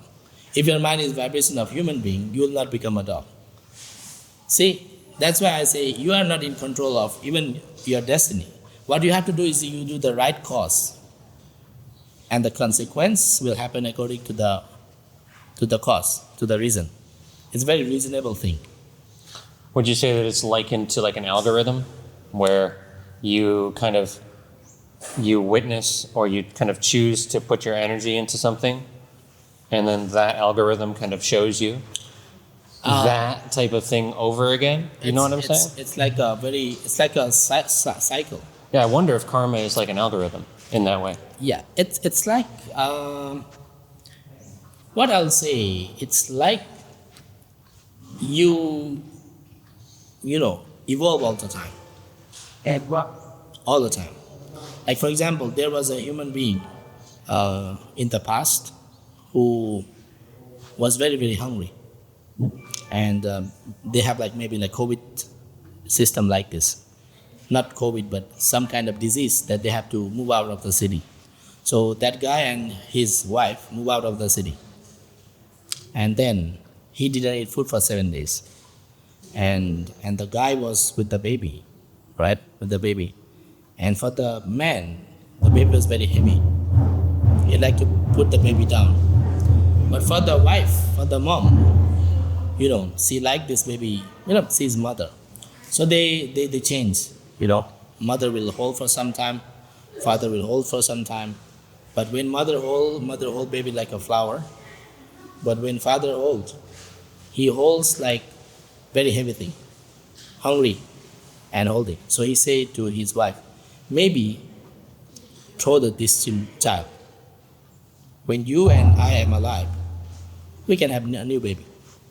But the wife said, no, we will not do that. And he asked again for many times. Finally, he was very hungry, he was very tired. He put the baby down. Let the wife go first, put the baby down and close with the clothes. And when he go, and when his wife saw without the baby, she cried and hit him in the chest. No, I would like to have a baby. Why you do like this to me? So he feels suddenly like aware of what he did. And he feel bad, he feel guilty, and he just went back to get the baby. Now baby is died because of the very heat temperature. See, sad story. It's the karma how it works like this. It is not that you would like to do good, because it happens by some kind of situation all the time. It's not like you choose to have the disease like COVID. You see, nobody chooses to have disease like that in the world, but lots of people died because of the COVID. So this kind of situation happens all the time. Now wife is very sad, he is sad, but their life, they have to move on. So they went to one of the rich guy's house, and they were having some celebration. So they welcomed them and offered the food to them to eat. They said they are hungry for a long time. So this guy is eating the food. And this guy saw the dog in house, right? And in that house, it's a very high quality food. And he kind of feel like, not jealous, but like a jealous. Like these dogs get to eat this kind of good food every day. And see, to him, he have to dwell with hungry like this. And this dog is having a very good life. He was thinking like that. Huh. Okay, so you see the idea of the mind, how it works. Uh-huh. And now his wife see him hungry all the time for the long time. So his wife also give her food to him to eat. He say, dear husband, when you are alive, it means no. When you are full, I'm also full in my mind. I'm happy to give this food to you. So this husband eat lots of food that night, that day, and it cannot be digested. So he died that night. And can you make a guess where this guy go to get birth? The dog Baby? was pregnant. Yeah, okay. Yeah. He to get birth in the dog's womb. Uh, See, it works like this. It works like this. It's not like you choose to become a dog. No. You see something, you have something in your head, and your mind works according to that. That's why I'm saying mind is also not in your control. You see, can you control the mind not thinking like that? So well, kind of. That's what the monkey mind is saying. Yeah. You can't. It's like you learn to see beyond it. I mean, I think that's the crux of our civilization. Is people Yeah. think that they are that, they want to control it. Maybe they're starting to realize, but they don't know how. Especially people in America. You know what I mean? I feel like a lot of people are lost in terms of how do they actually get beyond this. yeah. You know? But normally, normally what we have to practice is just the morality level first, like not kill, not steal, and this one not having sexual misconduct, and not to tell lie. See, by having sexual misconduct, see, let this lady become very sad. You see, her heart is broken. Yeah. So that's the bad karma, and not to tell lie, and not to have alcohol. So see, this guy is holding the alcohol. You see the beer? Yeah. Yeah, not having alcohol. So it's the idea of 5 precepts. Not killing in the right hand. You see, it's holding a knife. Not killing, and not stealing, Mm-hmm. not having sexual misconduct, not lying, and not having alcohol. So these kinds of 5 precepts are the base. If you all kill all the time,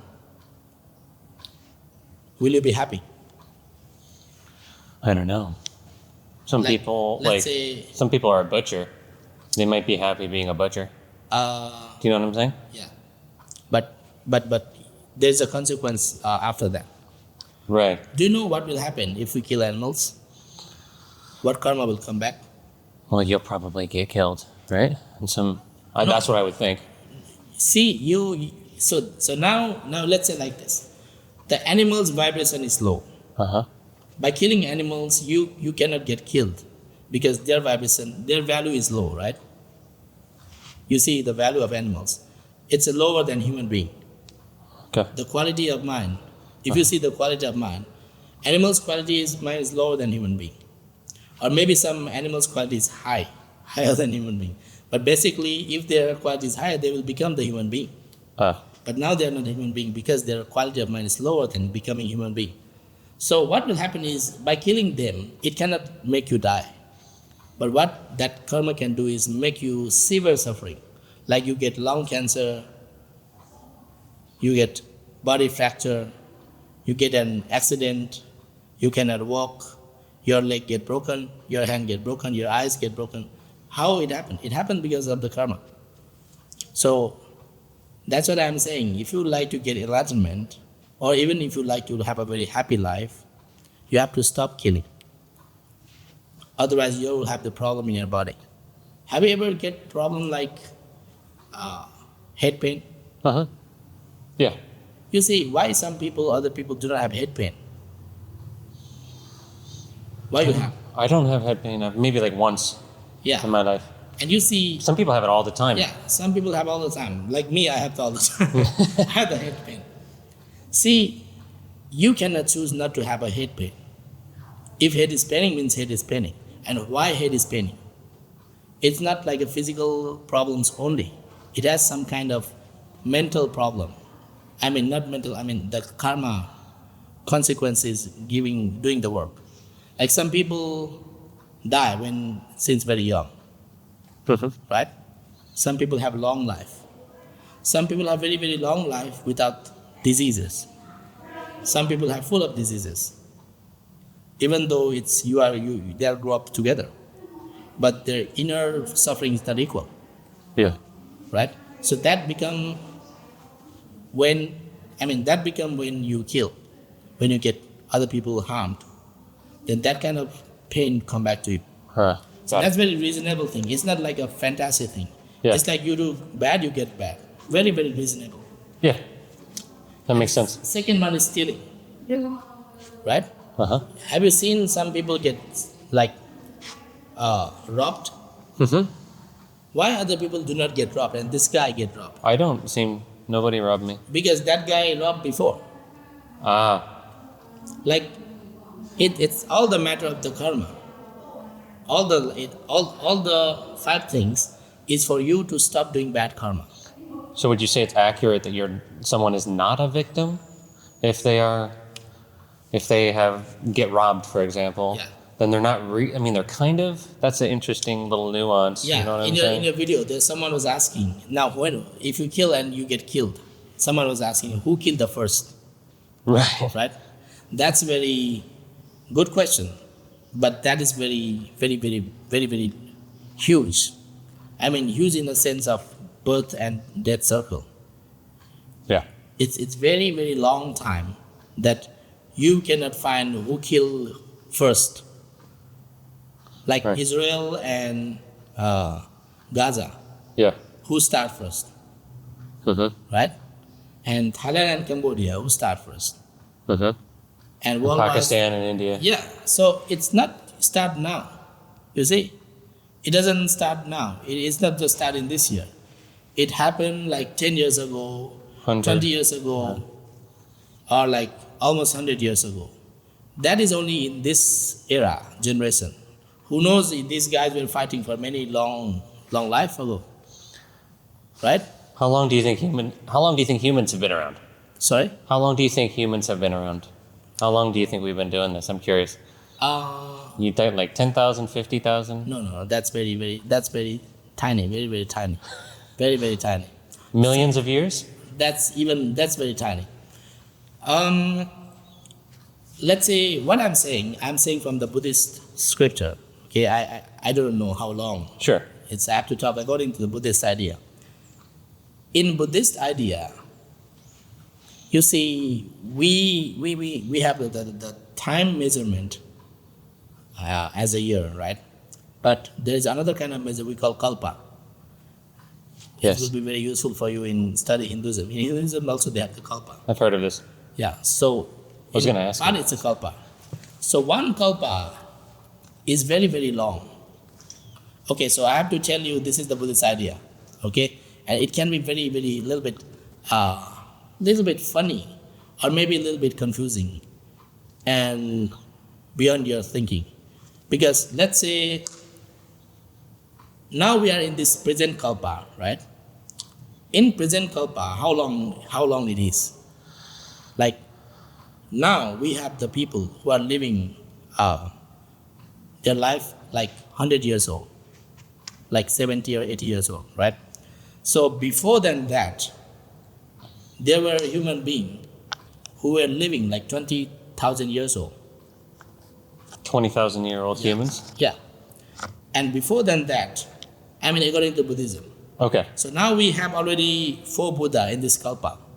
This kalpa is very, very, very, very long kalpa, but we already have 4 Buddha, like present Buddha is the Buddha who was born in Nepal, right? And the second Buddha, the previous Buddha, at that time, people were 2,000 years old. And previous than that, I'm not sure, like 60,000 or 50,000, something like that. Wow. So you see, now there is another Buddha in this kalpa going to get birth, maybe after 1 million years old, after 1 million of years old. And then at that time, people's life will be like 80,000 or 100,000.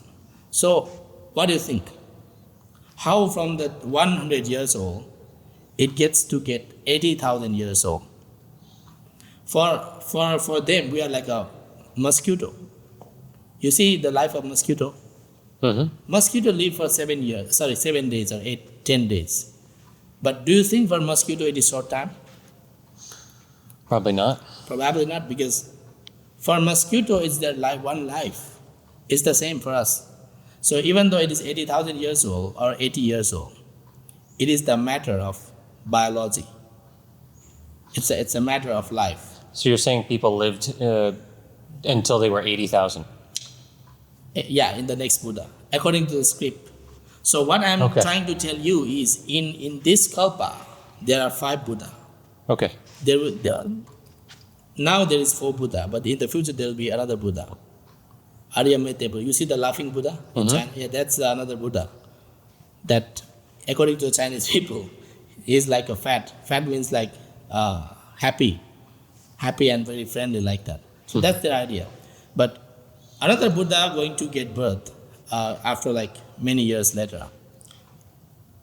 And his life cycle, people's life cycle at that time will be like 80,000. So even in this one kalpa, we have this much high and low of the age of people. That kind of kalpa has been like our Buddha since he start to become the Buddha. Like many, it cannot be counted. Like there are like 100,000 kalpas before. Buddha's disciples started, like you see the right and left of the Buddha. Yeah. According to Buddha's scripture, they started their thinking, their quest of becoming the right and left disciple were before like 100,000 kalpas before. And Buddha start to think and start to do as a Buddhahood like even farther than this one. How long is a kalpa? Now that's why I say, you see that it's very long. Yeah. Now, okay, there's a comparison. Is that like a million years? One kalpa? It's, okay, let me explain like this. They have the comparison of time. Yeah. Let's say they say like this. Let's say there is a mountain, very high mountain, like 10,000, 80,000, like meter long. Yeah. Right? We call yojana. That's even like even long than this one, even more heighty than this one. Like let's say like bigger than Mount Everest, like 10, 20 times. Like very, very huge mountain. And they say if in the angel in the heaven come down to the earth and take a hanky, you know hanky? Handkerchief. Yeah. And swipe ice once in 100 years, and go back again. And again come down and swipe the ice once. And when all the ice is finished, then that is the one kalpa. That's how they compare. You see what I'm saying? What I'm saying according to Buddhist scripture is, there is already 4 Buddha now. There is like, let's say, there is already previous Buddha from our Buddha in this kalpa. And what happened is people get top of the civilization, right? Very civilized. And they start to find. Can we set this here? Is that okay? Okay. Here. Okay. They start to find like way out of the suffering. Okay? They feel like there is lots of suffering. They try to find way out of the suffering. And then Buddha will get birth at that time. And Buddha will show them how to get out of the suffering. And this Buddha's time will be like maybe 100,000 or a certain time. Sorry. Yeah. I forgot my. So this Buddha's time will be like for the certain time, right? So in this certain time, Buddha can teach certain people. And after this Buddhism time is gone, now people start again to do bad. And their life existence, you see, it will go very down. Like from the 10,000, maybe they go down to 5,000, maybe go down to 6,000, 5, 4, and very, very down. Like maybe 10 years. According to the book, they will go to the very, very down until the age of 10, that they can marry when they are 5 years old. Like an animal. Lifespan. Yeah, human being is literally like an animal, like a dog. Huh. So at that kind of moment, it's very low moral people. It's like a hell. It's like an animal. Like human being at that time, they can marry with their own father or mother. They get, No morality. no morality. They steal, they kill. So after this long time of period, people start to realize, and again they start to do good thing. Okay? So from 10 years become 11, 12, 13, and then it start to get like a graph. Like a graph of the cryptocurrency, sometime down and sometime up like that. So when they realize that's bad, let's do the good thing. They start to be good now, it start to get more and more age. So again, they become very good that they would like to find that reality of the life again, and at that time another Buddha come down. So in process like this, it's already been 4 Buddha in the past, right? So literally the second Buddhas, he teaches the Buddhism very long. After that again morality goes very down, like very, very down, and again come up. Third Buddha.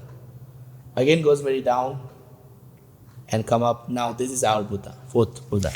So in this kalpa, it's like this. Got it. So what I'm saying is, it's not finished yet. There's another Buddha coming even in this kalpa, and this kalpa is yet not finished. So you see the life, how long is one kalpa? And you see, what do you think in the previous kalpa, is there a Buddha or not? Yes. No. No? No, the previous Not at all? kalpa was not at all. And previous another kalpa, there was not. Like let's say, this is the kalpa number 0, right? In kalpa number 1, from now, no Buddha. Even 2, no Buddha. Even 3, no Buddha. Even 4, even 5, even 6, no Buddha. Why not?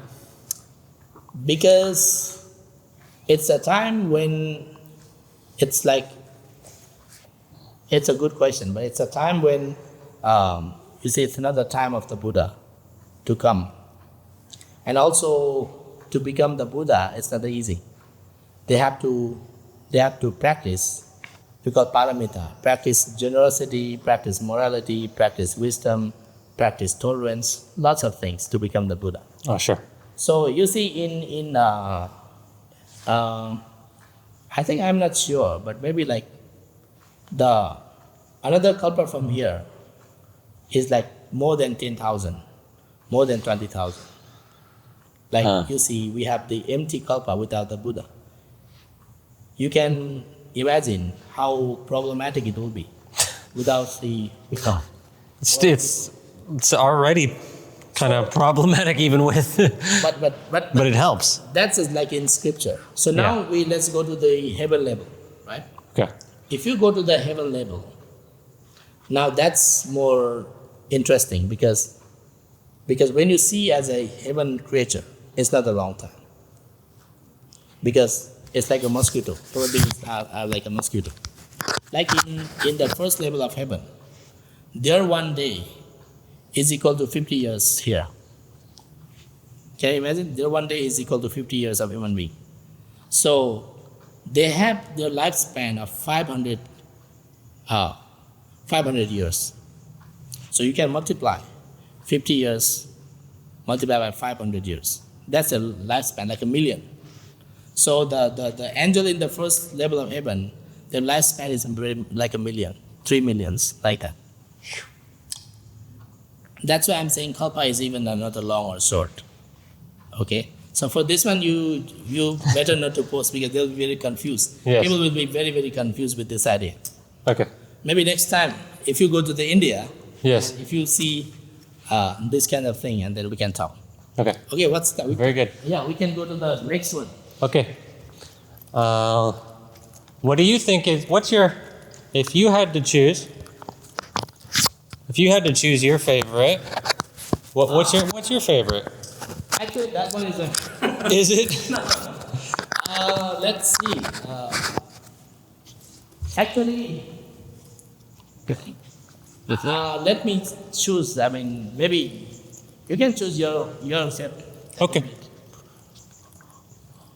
But I would say, this one's also really interesting here. the interesting. Okay, you can choose this one. Then maybe I'll choose that one. Okay, you want to do that one then? Okay, Let's do this one. Yeah, let's. Okay. Let me just set this guy up. For this one, we have to stand together. Okay.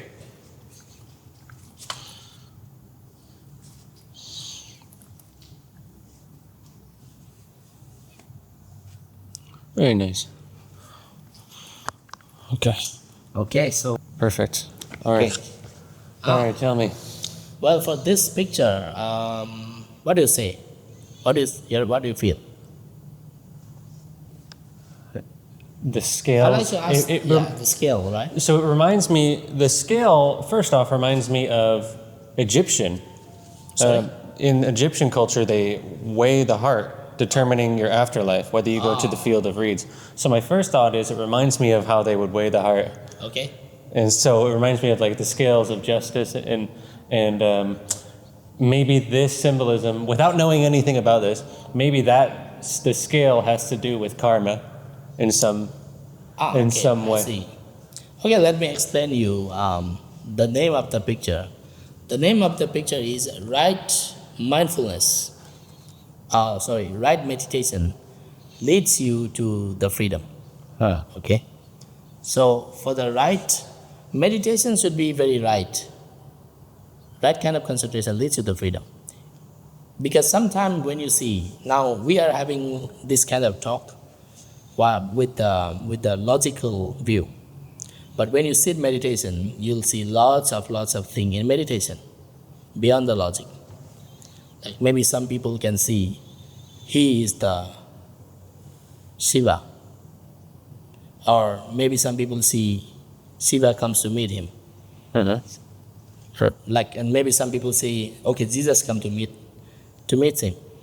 Yeah, depending on the culture, it could be Jesus, Shiva, or Krishna. Yeah, but what I'm saying is, it's very, very subtle mind and very, very sensitive mind. Anything can come, pop up and go. And for that people who is meditating, maybe he feels that's real. Or maybe sometimes it's real, but maybe he thinks it's not real. Yeah. So that's very problematic. That's very problem because you'll not know which is real and which is not real. But we are not going to stuck on that. The why you see the objectives of us to practice meditation is to get free from the ignorance mind or illusion mind. So what you need to do is you need to practice your mind in very, very balanced. You see how balanced it is? Yeah. It's on the lotus leaf. The scale is on the lotus leaf. And it's a symbol that your mind should be very, very balanced, very, very careful not to fall in the left and right. See, you see the base of the scale is very thin, right? Yeah. So you have to get on the very balance like this. And if you see on the left side, sometimes your meditation can, leads you to very energetic kind of mind, very powerful mind. Like you see the Hanuman. You know Hanuman? Yep. You know Hanuman? Mm-hmm. From Hindu? Yeah, that's Hanuman. Yeah, that's a symbol of the power. Sometimes when you get meditation, you can fly, you can do this, you can that, and then that also leads you to another track, distract you to get enlightenment. Like superpower. Like the Naga also is the symbolism of having a power.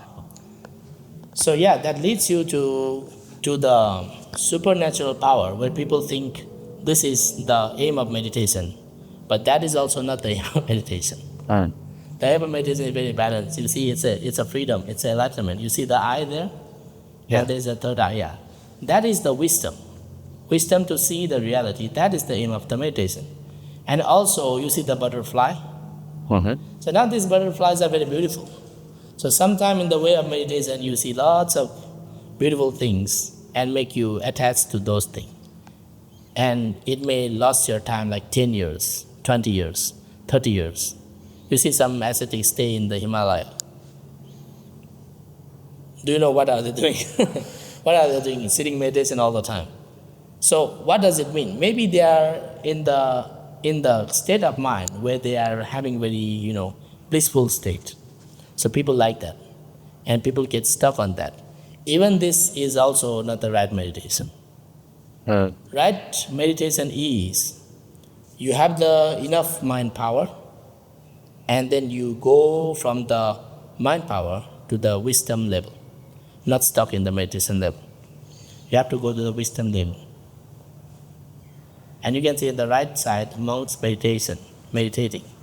So yeah, that is the idea is, right meditation should be done very carefully, not to be attached with the mental picture in meditation, and not to be attached with the supernatural power that can come when you meditate. Okay, it can be best for you if you go to the India and you start to meditate, and you get attached with the mind power, then you can remember of this picture.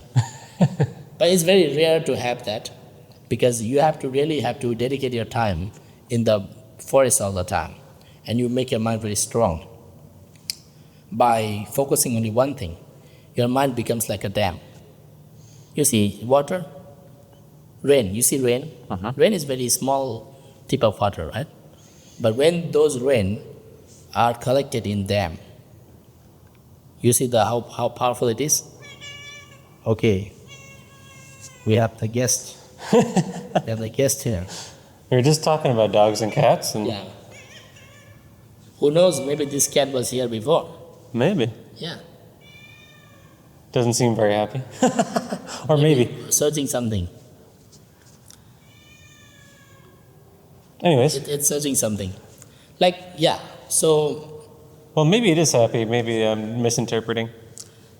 you see, happy is very impermanent. Right. Sometimes happy, sometimes sad. Yeah. If you like to make the cat happy, you get some food. It will happy. Yeah. Yeah, it's that's it. Not so much, but you have to.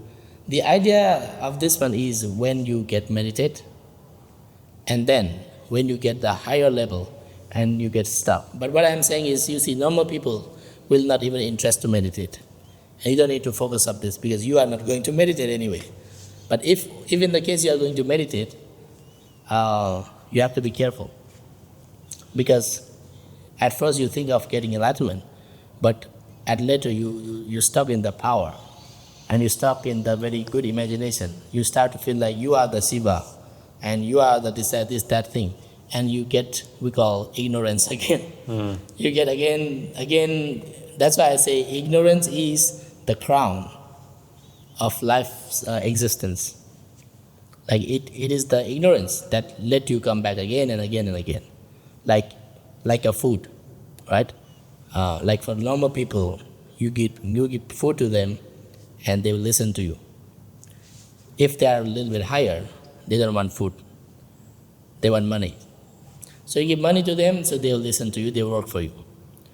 And people who are rich, they don't like money. They like power. So you give power to them, they are stuck with the power. So each people, each animal are stuck with something. Some are stuck with the money, some are stuck with the power, some are stuck with the learning, some are stuck with the science, and you are really stuck with doing this kind of thing. So everyone is stuck with doing something. Yeah. And if they like it, if you are liking that, you are stuck to that. But eventually you kind of get tired of the game. Is that the idea? If you do it enough? The problem is you get tired of the game and you choose another game. Yeah. Like you do not like cappuccino now, you start to like Americano. Yeah. You drink Americano for some time, and again you come back to cappuccino. I did that. It's like that all the time. It's like that all the time. So, well, that's interesting. Now, tell me then, where we got the Buddha here. Okay. Is the idea then? I've always wondered. Yes. Is Buddhism? Is the idea of Buddhism kind of similar to the idea of? Are you done playing the game yet? Meaning, Yes, exactly. You are very right. Idea of Buddhism is, you play the game, And when you are done with the game, you stop playing the game because that is just the game. Game of changing. Game of changing. And the problem of the game is it is changing all the time. And there are varieties of games to play. Maybe you play a game as a human being, like what you are saying. Maybe you play a game like a ghost. Maybe you play a game like cats or lions or tigers or eagles. But in this game, what happens is you have to create good karma and bad karma all the time, and your game's more change according to your mind level. Now you are a human being. Next time you can be human being, but maybe next time you become rich human being. Now you play a game of rich human being, and suddenly something happened in your life, you get to play a poor human being. So when you start the game, maybe you are a poor human being, you become rich human being, and also you die. So the end of the game is always die, always have an end. And if you are not enough with the game, you start to get to play another game, like a human being again, or like an angel in the heaven, or Brahma in the higher sphere, or like a cats or dogs. But it's like that. Like this cat, if this cat say, hey, enough with becoming a cat, now this cat will try to become another thing. But the problem is, if this cat likes to be a cat, it will be a cat for very long. Very long, like maybe 3-4 lives. Maybe this cat's like another lady cat. And other lady cat maybe likes this cat. Now they are having a very happy cat life. And in that cat life, they'll have an enemy, right? Good cats and bad cats for them. So they start to become enemy like that. And they start to become a friend. And then maybe they become human and have a fight again with the previous cat. In the Buddhist scripture, they are like this. Like there is like a chicken. Lady cats come to eat chicken again and again and again. Eat eggs, eat chicken, and finally eat the hen. So now this hen say, you eat me now. You have ate my children's. Maybe in next life I eat you. So now this hen become like a leopard in another life, and the cat become a deer. Now it's another game. You see? Now leopard cannot stand. Leopard just see this deer, just want to kill and eat. And leopard eat the deer. Now deer also say again, oh, this time you eat me. Feel very bad, feel very sad. At the death time, she said, okay, maybe next time I eat you. Now this deer become a lady in the city, and that leopard become like a demon, like a ghost demon. And she eat her child twice. And then the third time, she managed to escape and went to meet the Buddha and put the child in front of the Buddha and say, Buddha, I give this child to you, please give life to my child. And Buddha, knowing their past life, Buddha say, you people are having a hatred for a very long time. If you do not meet the person who stopped you, you'll be continuing doing this for a very long time. Hatred will never end by the hatred. Hatred will be ended by stopping. Like, it's the old teaching. Buddha says it's not even my teaching, it's a very old teaching. Sanatana, you know Sanatan? Mm-hmm. Hindus, we call Sanatan. Yeah. Buddha say, Esa Dhammo Sanantano, means that teaching is very old. You're talking about eternal truth? Is that what you mean? Yes, it's very Sanatana long. Dharma? It's very, very old reality that hatred will never end by the hatred. Hatred will end by stopping the hatred. If you are hating me, I'm hating you. We have a fight. Next life we have to fight again. So it will continue like this for very long. So yeah, what I'm saying is the reality, the game, is not the same.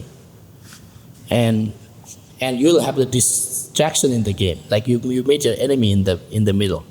Sometimes you meet a friend, sometimes you meet an enemy, and it makes your game even more dynamic. Your life was going very well. In some point, you met your enemy, and that enemy will destroy your life. Yeah. And in contrast, sometimes you met your friend.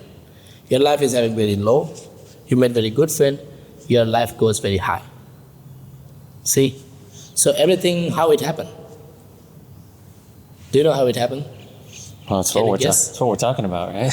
No. Can you guess how it happens? How you happen to meet good friends? How you happen to meet with bad friends? Karma. It's the karma, yeah. Huh. See, you helped this guy before. That's why that guy is helping you. Ah.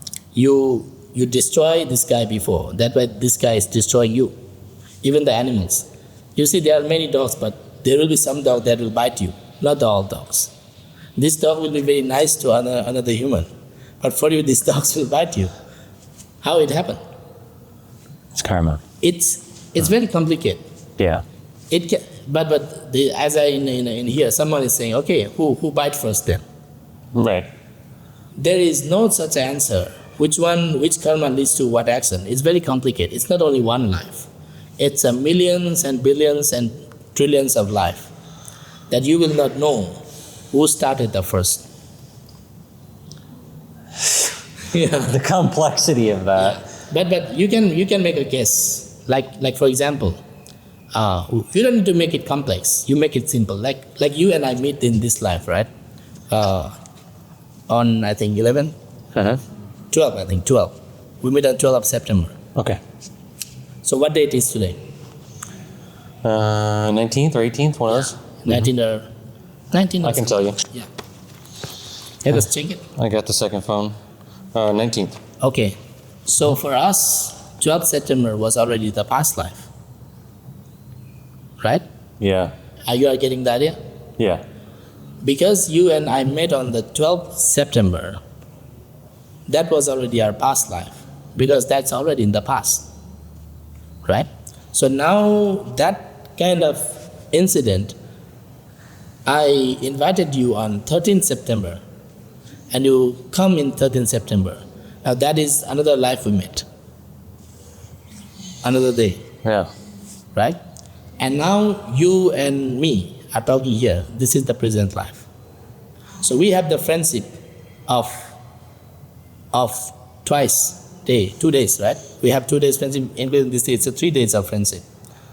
So in the same way like this, maybe we have met before in previous life, maybe. That's why it starts again at a certain time. Like you have to live in this world like 29 years. I live in this world for 29 years, like that. Or in a long scale, if you see, maybe you have to meet in like a 29th of the life or 30th of the life, like that.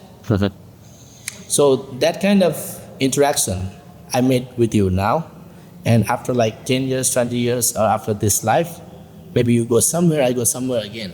Maybe I am monk next time. Sorry? Maybe I am the monk. And I come to... Maybe you are a YouTuber. Yeah, that can happen. So yeah, that's the cycle. Yeah. That's the cycle again and again. That's why we say you are interested of this again and again. And that's why I am interested of this thing again and again. It's not by chance. It's like something is there that makes you interested of this topic. And even your listener. Like something is there. They like to learn about Buddhism. They like to learn about the incidents. And they have the same like. There's something. Yeah.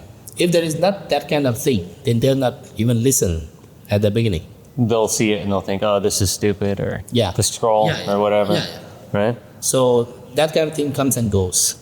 So that's a game. I want you to think about this for a second. Have you realized yet that the war of our time, it's inside you? Every scroll, every distraction is part of a system, engineered through neuroscience, perfected through psychology, and warned of in ancient spiritual texts, all designed to fragment your attention because your attention is power, and they all know that. And that's why I created the attention war. a completely free live masterclass where I'll decode how these systems actually work, reveal how they're trying to subtly get you to agree to your own enslavement, and I'll lead you through a practice that shows you how in real time to take your power and your focus back. This is where science, depth psychology, and spiritual wisdom converge. And with all the shadow that's being revealed in the world right now, who knows how much time we have left? Now is truly the time. We have no time to waste to tap back into our own inner sovereignty. And for those that are ready to step in further, I'll be opening Monk Mode, a 30-day initiation to reset your nervous system, rebuild discipline, and tap into your higher purpose. Again, the Attention War Masterclass is completely free. We go live very soon. The link to reserve your seat is in the description. I'll see you there. If you're not able to focus, it's going to be really hard to accomplish anything. Take back your power by taking back your attention and your focus. So that kind of game, when you say to me, or I say, we think, hey, Nick, we're playing this game for very, very long. 5 days ago, you are playing this game. Now you are playing this game. We meet in the future, maybe 10 years later or many years later. You'll be doing the same, I'll be doing the same. Now, when are we going to stop this game? If you feel it's starting to get bored, and you are doing the same thing again and again, and you really feel it's enough for you with this game of getting birth, and then you go to freedom because you don't have the mind to play this game. So that's when you get enlightenment. You see the cycle again and again. Literally right behind you, right? Yeah. It's like, That's exactly what. it's like you get rid of the like thing and dislike thing in this world. Nothing in this world attracts you anymore. And then you get free from the world. Otherwise, you always get stuck.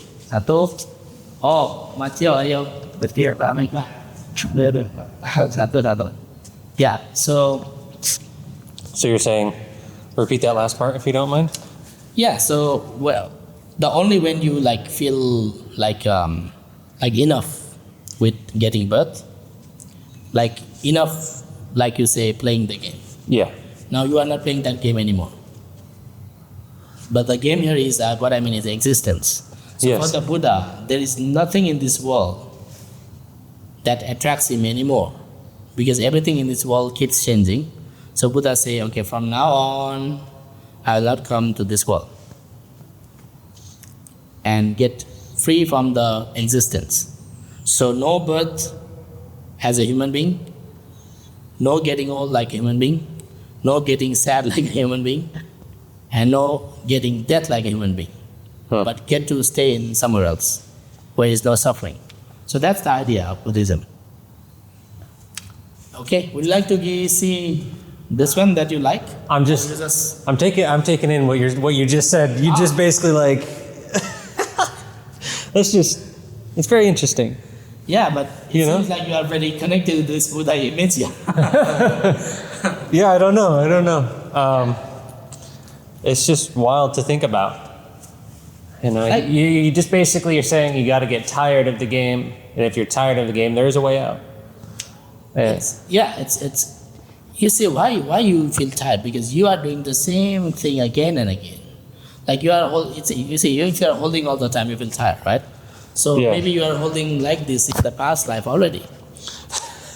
I got a lighter setup this time. This camera's pretty light. I'm grateful that it is.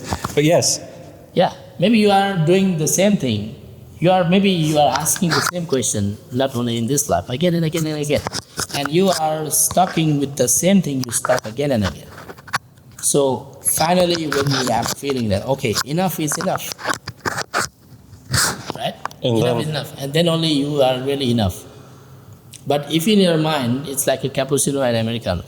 If sometimes if you do not like Americano, because you don't, you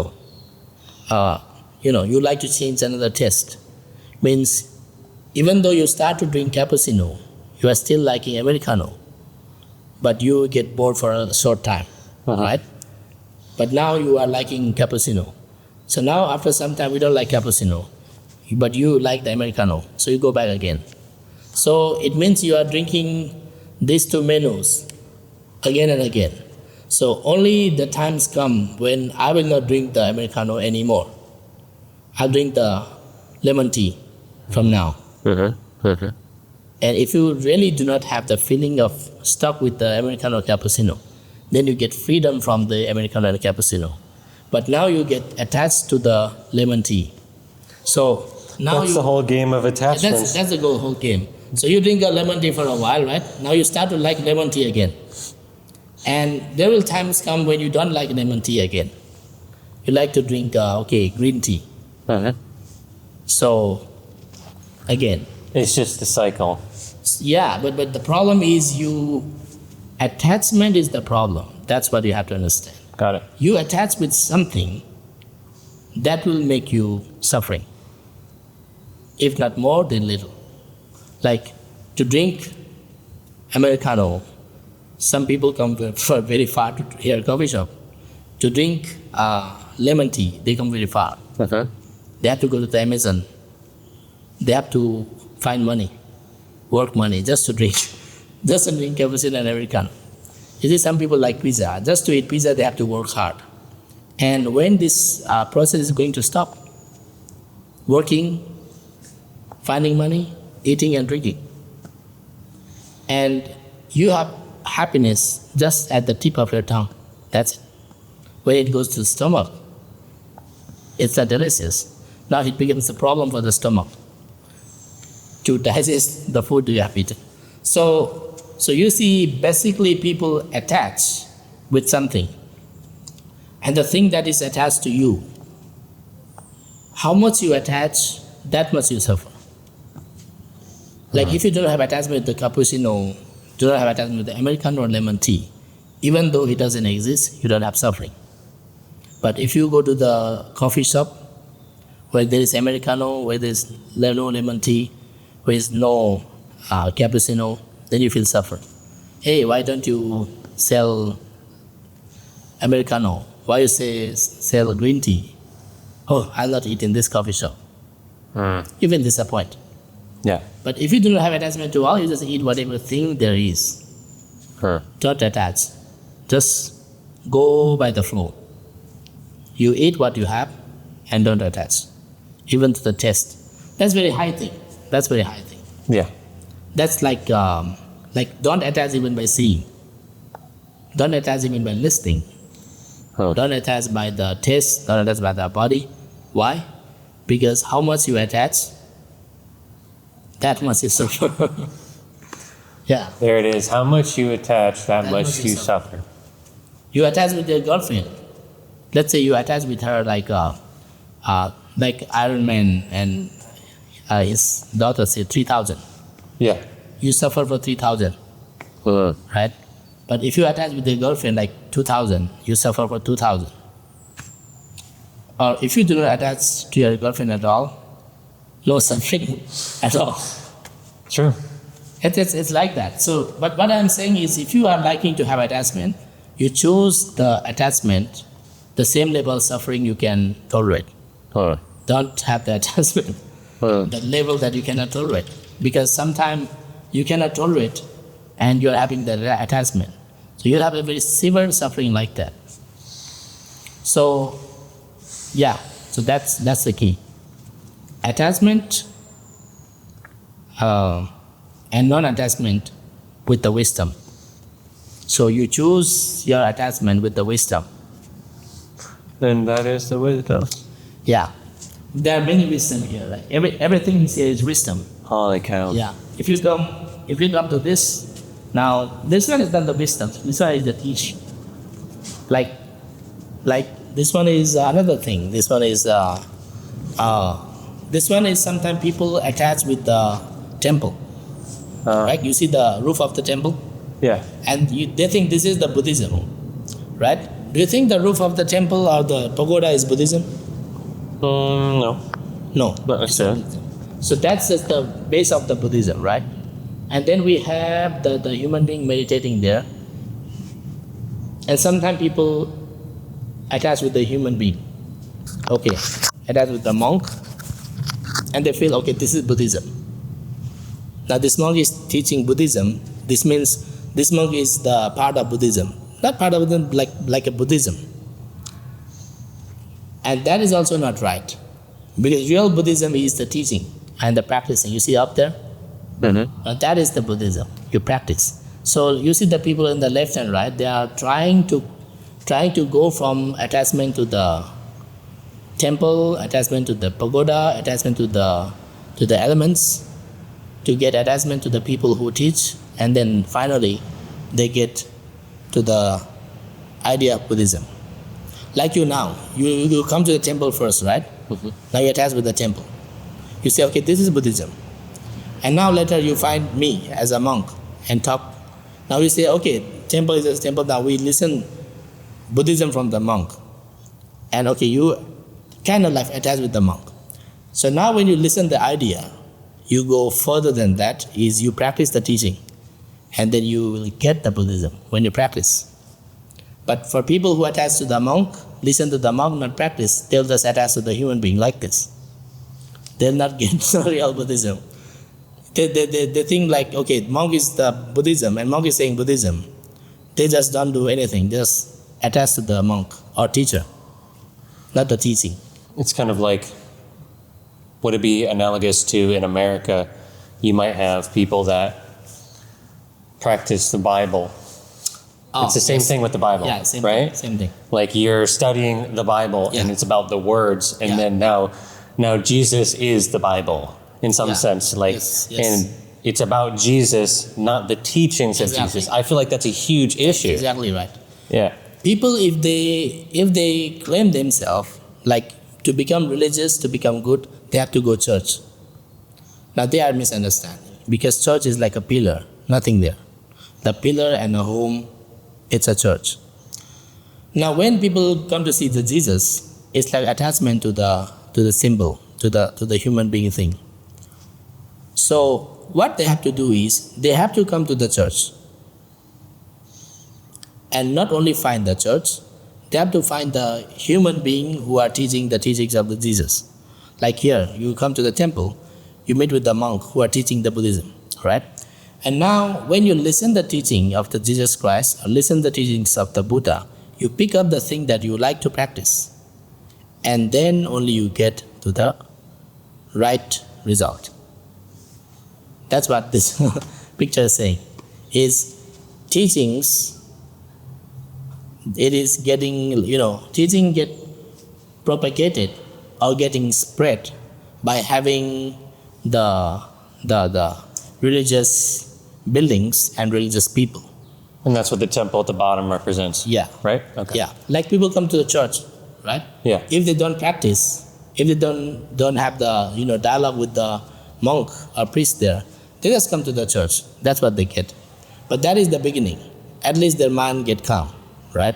The second step is maybe they come to meet with the human being and talk about the Christianity, talk about Buddhism. Now they come to another level, or talk about the Hinduism.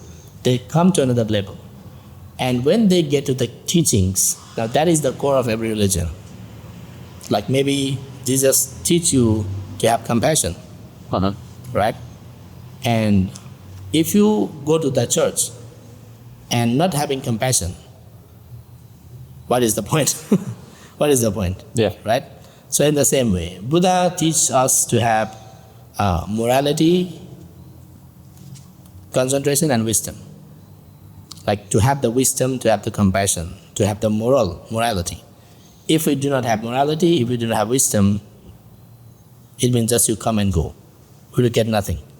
But what is this picture showing you is that the building of religion is also important, but you have to go to the human level. And humans are also important, but you have to go to the practice level that bring teaching inside you. So, and then you'll get to the result. Okay, so... Wow. I think my camera's about to die. Okay. We talk so much in my cameras. Exactly, today it's not supposed to be like this much long. Excellent. All right. Okay, so this picture, it has two things to understand. It's a Thai word, which is very coincidence. Do you know Sukha? No. No, you don't know Sukha. Sukha is a happiness in a Pali word or in Sanskrit word, Sukha. So in Thai, they don't say Sukha, they say Suk, Kwam Suk. Do you know Kwam Suk? You don't know Thai word, right? Okay. So Kwam Suk means happiness. So if it has Ko, right? Ko, we call Ko and Ko. It's a consonant. So the coincidence is, in Thailand they pronounce, you see the fire and get boiled, we call Suk. If you are get boiled by the fire, like your body. Incinerated, yeah. Yeah, we call Suk or get fired. So by coincidentally, it pronounced the same. But another word. For the one which get fired is a Ko. At the last, it's a Suk. Suk, Ko at the last. And the pronunciation of the Ko is also Suk. So it pronounced the same, but a different alphabet. Okay, so the idea is a different alphabet. So what it is saying is, if you do not manage well, if you live a life in a wrong way, it can be Suk at the left and Suk at the right. So Suk at the left is with the Ko. To make it easier, let's say the cool happiness, okay? The cool happiness. You see the green side? Mm-hmm. Does it look cool for you? Left side? Yeah. Okay, it's a cool happiness.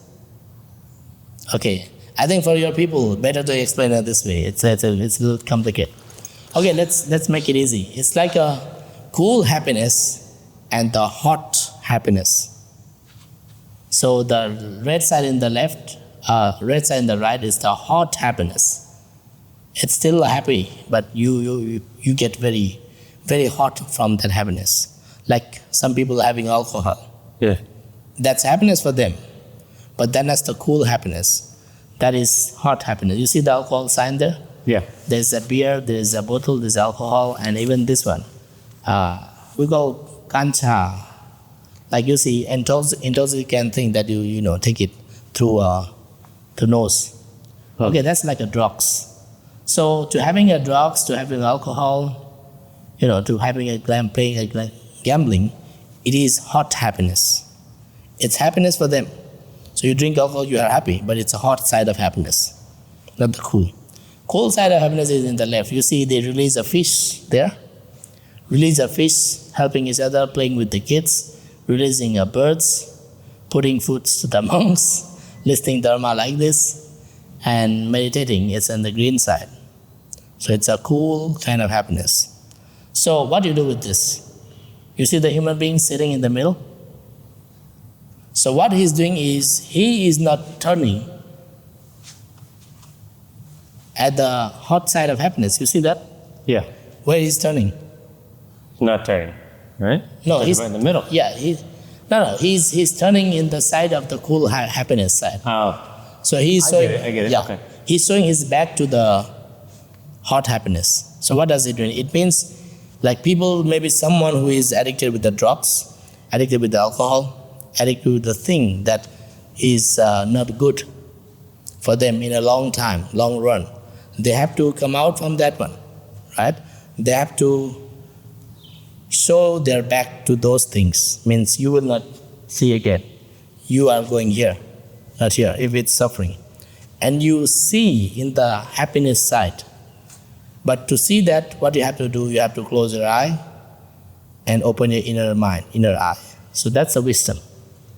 You see, he is closing his eye and he is opening his inner eye to know this is the bad happiness, this is the hot happiness, and this is the cool, peaceful happiness. So you have to check in your life what kind of hot happiness you are doing. But to check in your life, what you have to do is you have to stop, you have to close your eye, and not close your eye actually, but you have to open the inner eye. Like you have to see by your wisdom which is right and which is not right. And then he will know, see, He's evaluating which is right and which is not right. Like that. So this is just the idea, very simple idea. So I'm curious what in the middle, what's kind of going around him, the people in like the, how do you even describe that? Okay, so that is like a kind of attachment, kind of things that come in the past and the future. Like it's been like, you see the lady, right? Yeah. Like lady and the boy and the guy are like, it's like attachment. It's like attachment in the past. And it's like, we call it sensual pleasure, attachment. Like you are attachment in the level of sensual pleasure attachment. Mm-hmm. And even in the up you can see some kind of similar thing. But what he's saying is he's seeing these kinds of attachment, these kinds of sensual pleasure, and he's evaluating that. So that he's evaluating which is right and which is wrong, what has been in the past, what can be like in the future, you see. So he's sitting in the middle, evaluating these things by the wisdom eye. But if you do not open the wisdom eye, you open your eye, you just see these things, you see these things. You just see, okay, let's have a alcohol party today, or let's have a drug today, and let's have something like let's see movies, 2-3 movies today. So that is the happiness, but that is a little bit like hot kind of happiness. Like if you do not do in the moderate amount, it can be hot. And what is the result? Result is also the hot. You see the result. So those guys who are getting burned in the hell, it's a hell there. It's like it's a hell. You see that? Yeah. So it's the idea of hell in Buddhism that if you get so much attached to the bad things, you get suffering here and in the next life.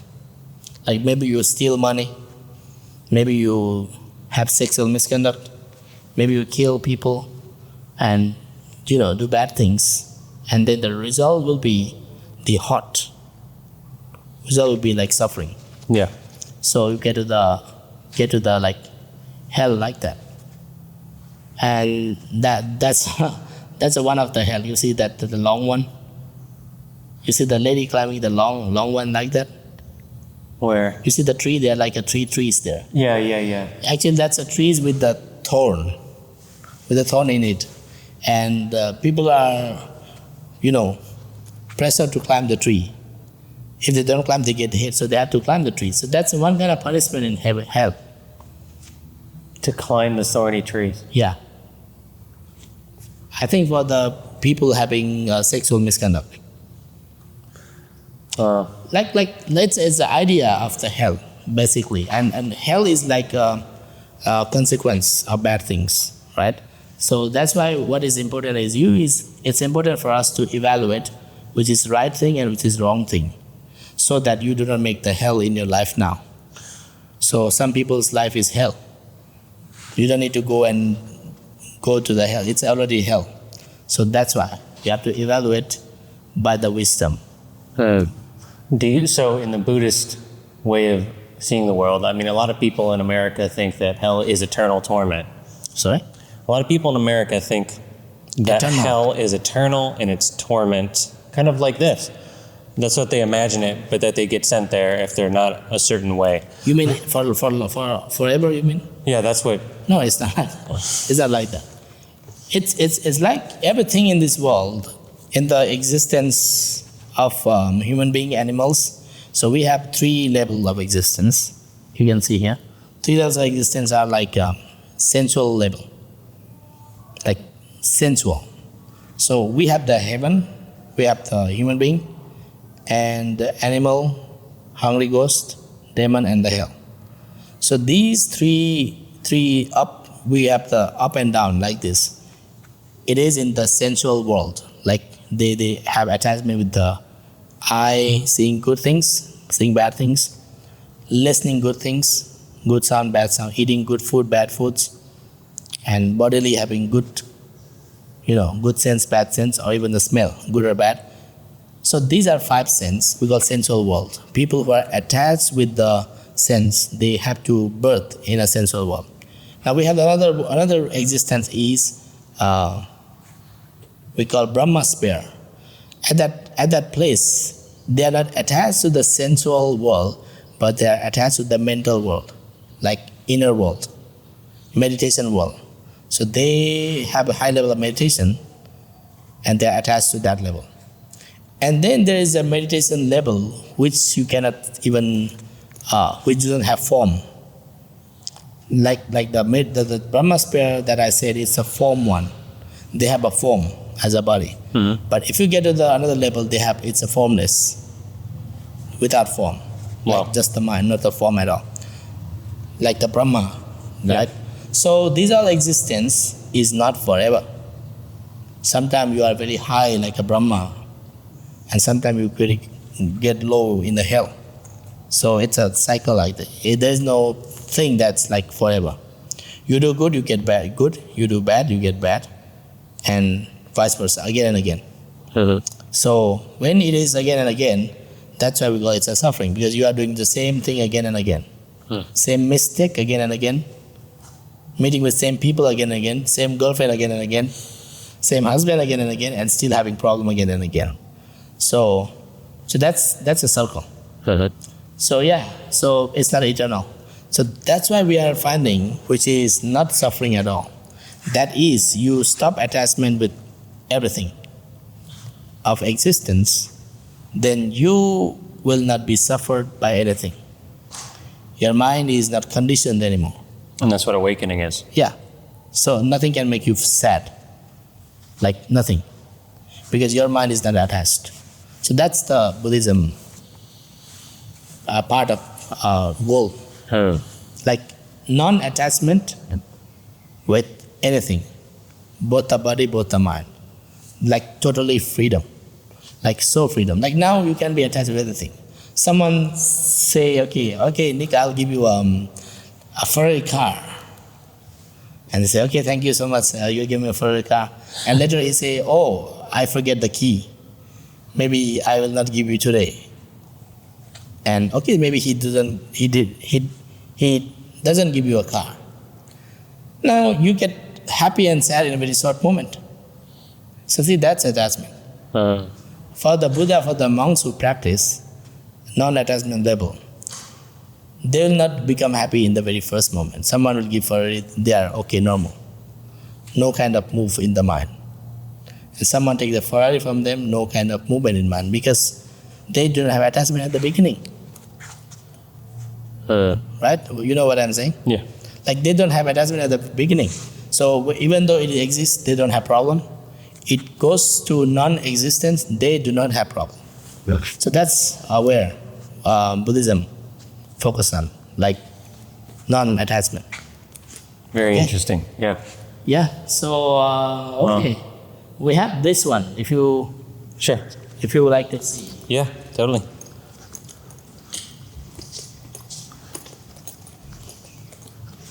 This one over here, and we can be. Yeah, we'll be here. Okay. Now this one is the mixture of the. Can you tell us the name of the Adam, right? Adam and Eve. Adam and Eve. Yeah. Adam and Eve. Okay. Mm-hmm. That's Adam and Eve there. Really? Yeah.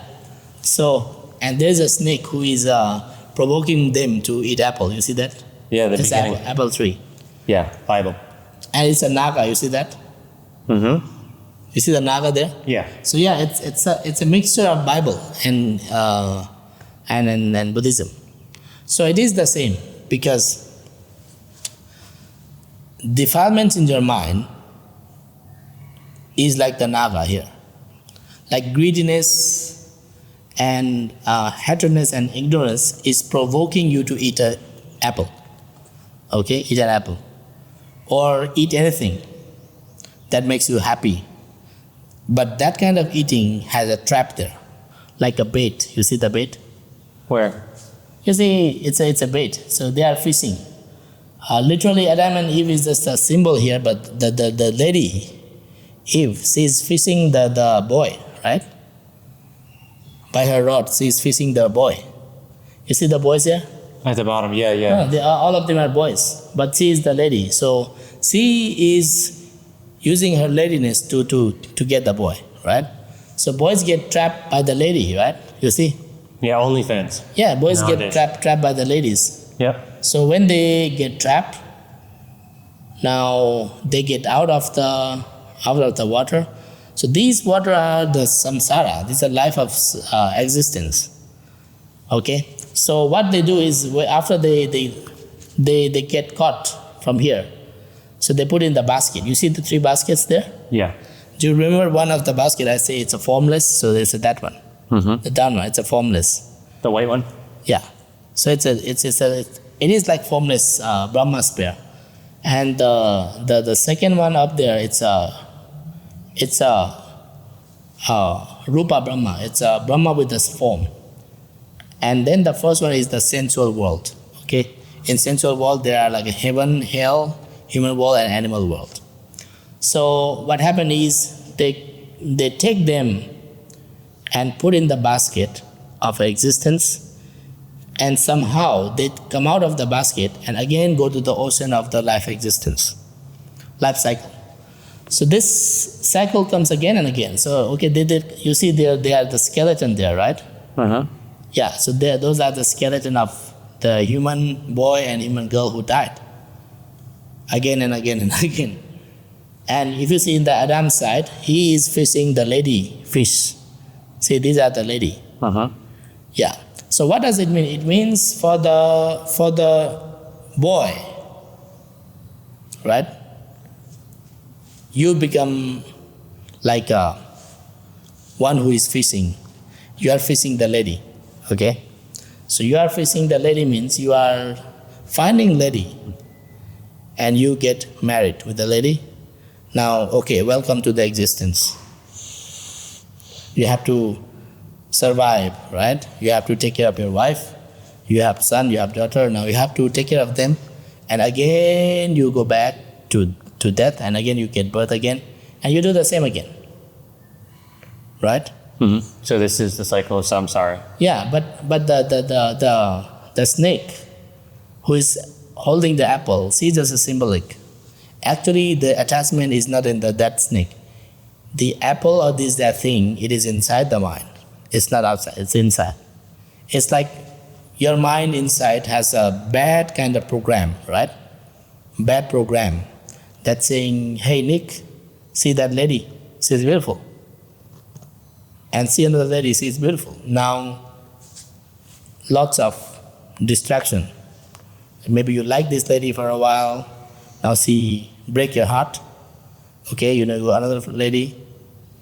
And in that cycle, you have happiness, you have suffering, you have happiness, you have suffering, and you are in the existence of the world again because of the attachment.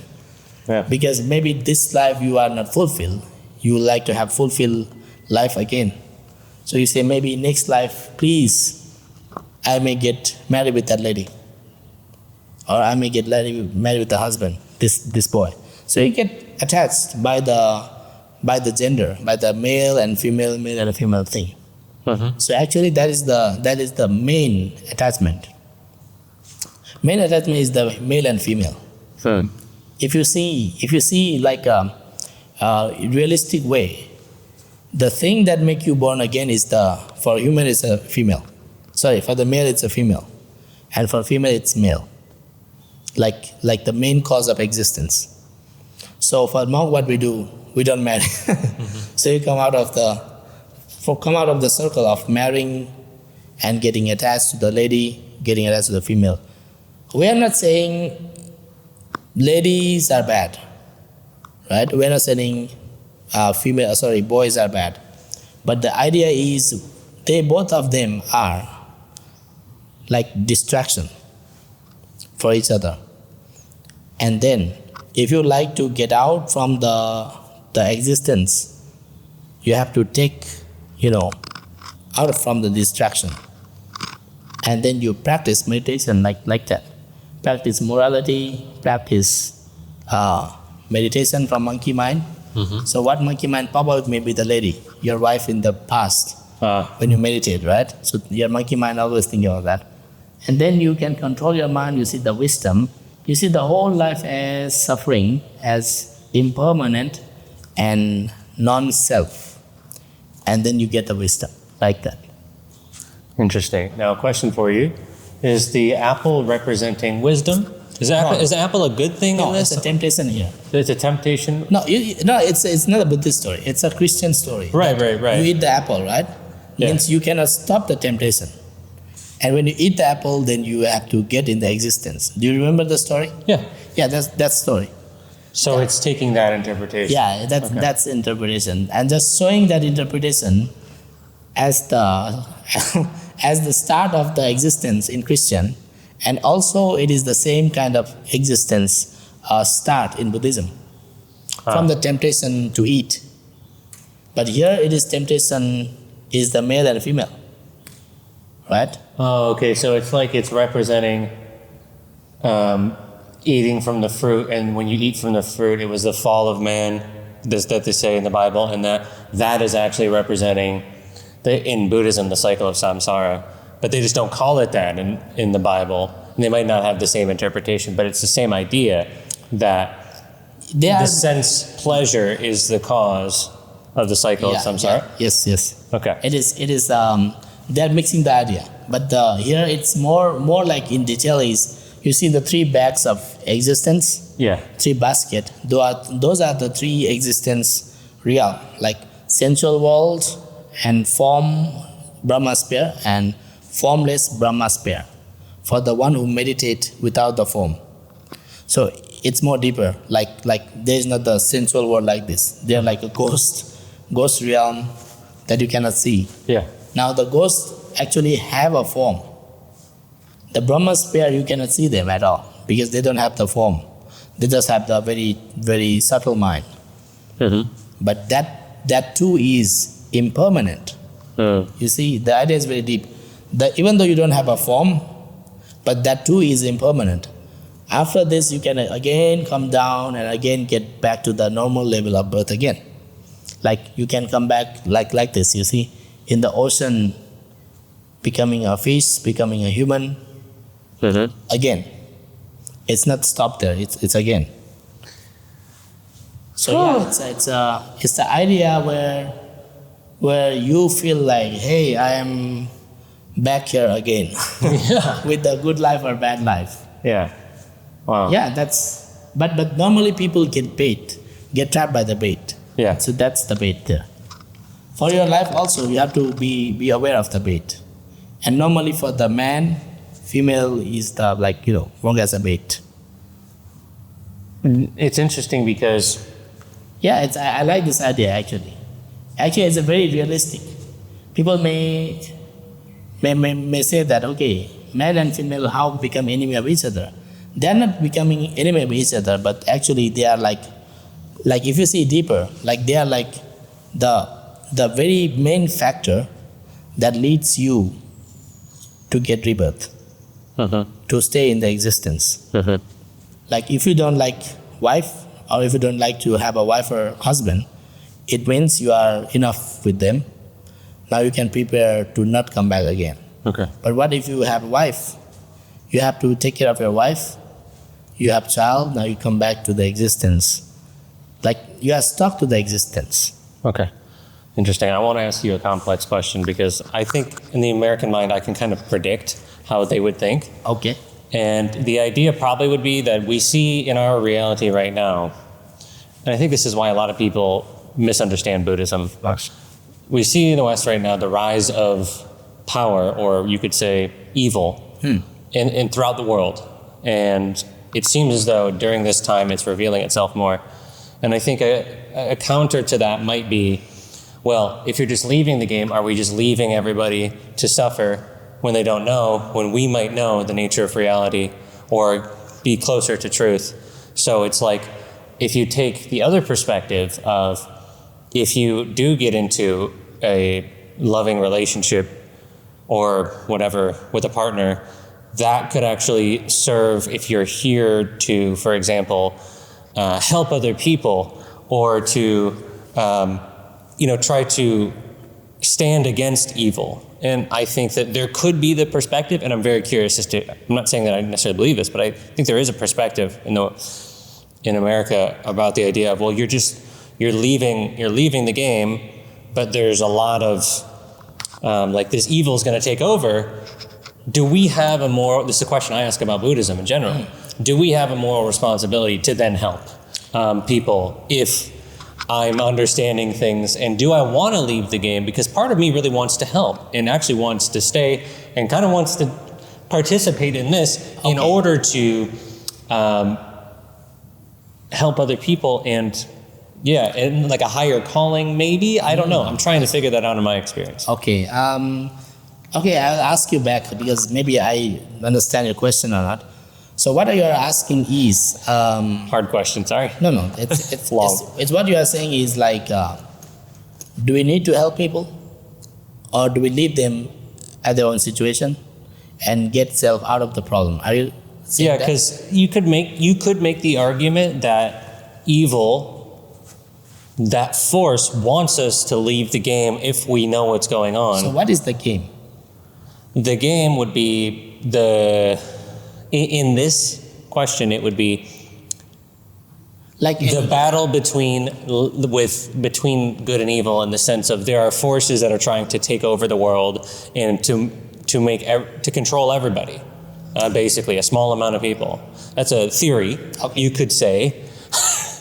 And so it's like, if these people are trying to take over everything, do we stand up for that, or do we, for example, if it's a trap? Because I've heard people in the West say that the family unit is the thing that they're trying to attack. I think we can have a seat. I know, it's a tough question. Yeah. Let's sit and talk for this question. The camera is okay, right? Let me make sure. We can bring it closer just for this. Okay. This part. Yeah, but yeah, it's a tough question, and it's something I ask myself often. Yeah. You see, now, that's very different from this photo, I have to say. Sure. Different from this, picture. So there are different level of necessary things in this world. Like for cats, or for dogs, they don't care about the political problems, about the, people doing evil or good thing. Their concern is just to live in a very happy way, get a good food, stay happy. See, cats are happier than human beings. And dogs are more also happier if they got a happy, good owner. Now, you see the human being.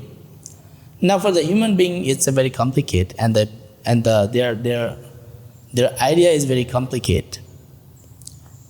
Now, what my idea is, if you would like to do something, and if you can do something, then you do the something thing. In any case, It doesn't mean monk cannot help the society. It's not like that. People misunderstand here. It's like, okay, this monk guy is out of the world now. He is going to get monk and leave the family. It's not like that. It is because when you stay together, you can make lots of distraction to each other.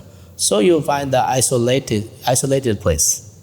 You stay in isolation, so you can get more focused, get more powerful. Best self of Mr. Nick. You come here like this. You listen.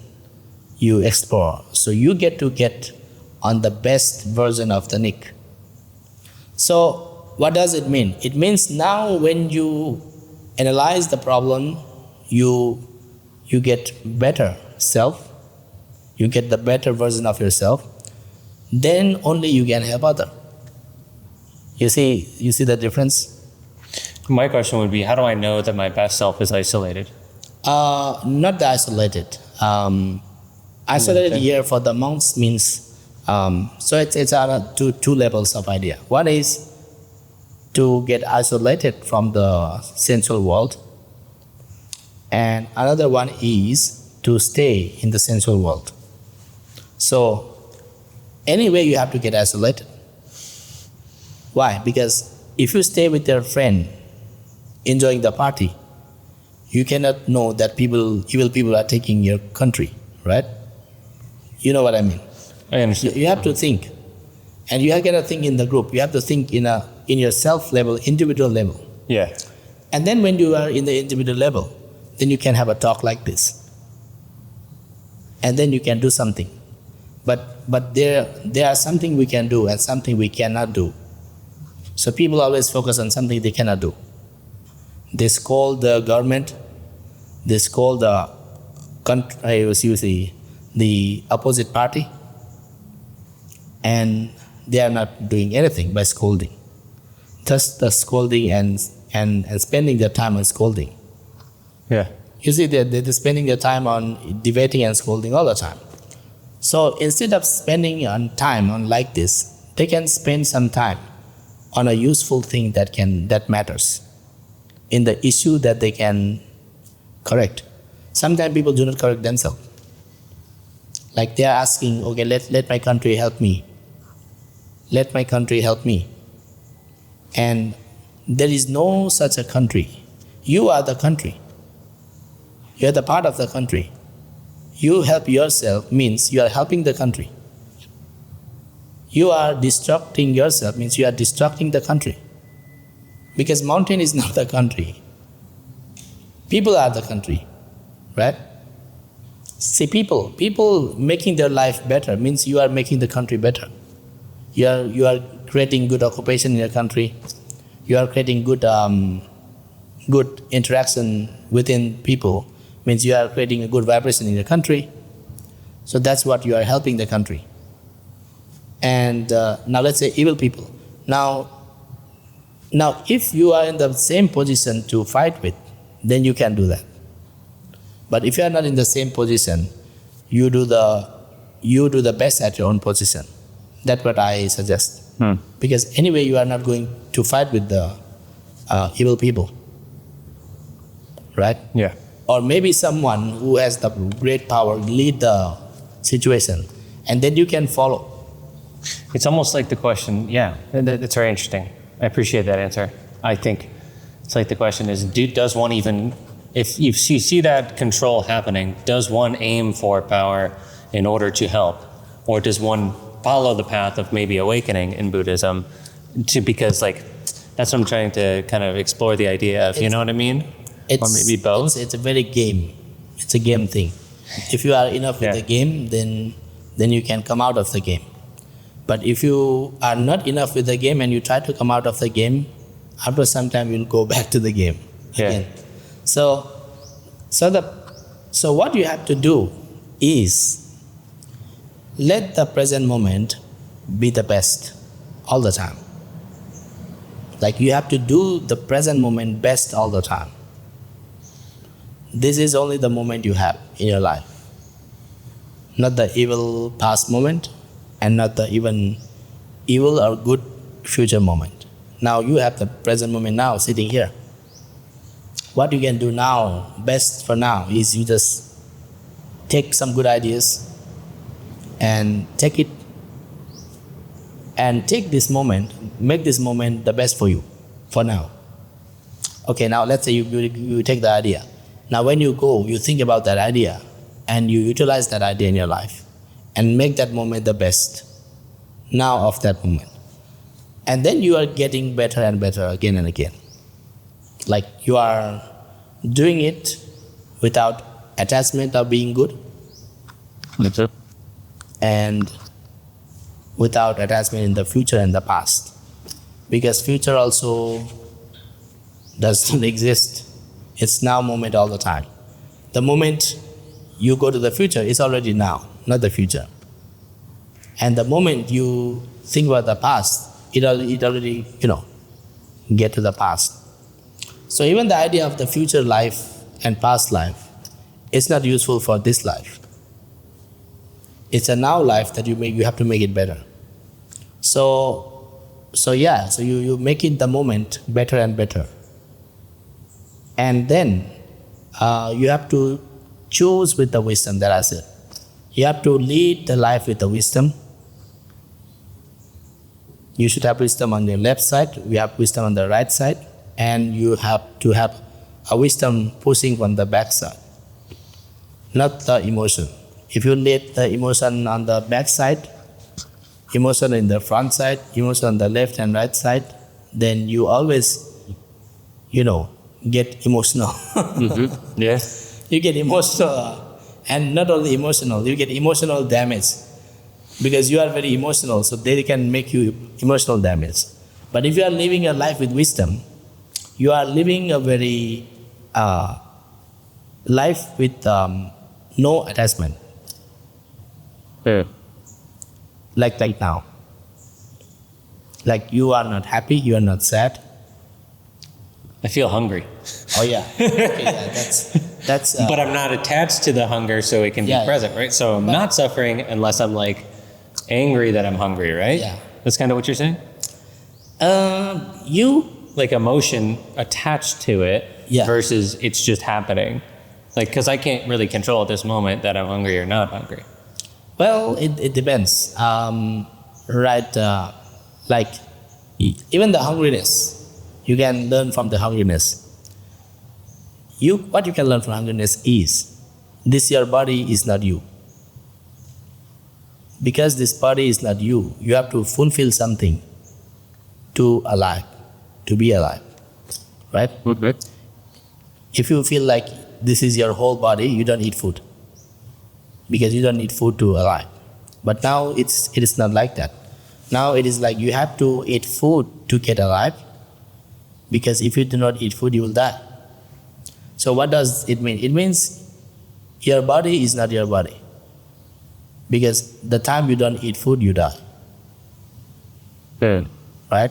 So you practice not eating food for a while. Yeah. So to teach you that, hungriness is happening to what?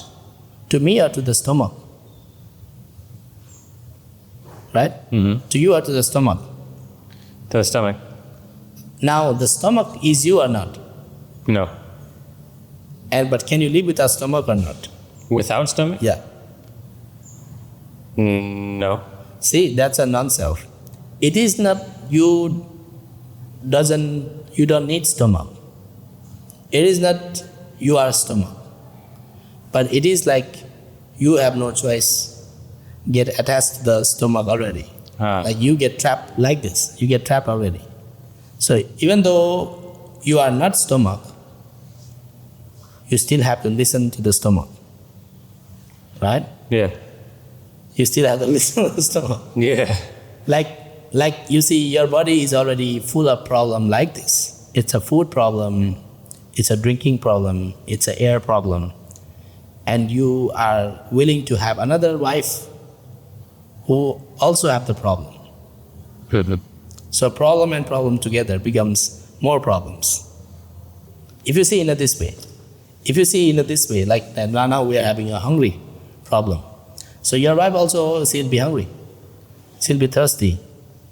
So for her, for her to eat food, for you to eat food, you have to work. And for food, you have to work.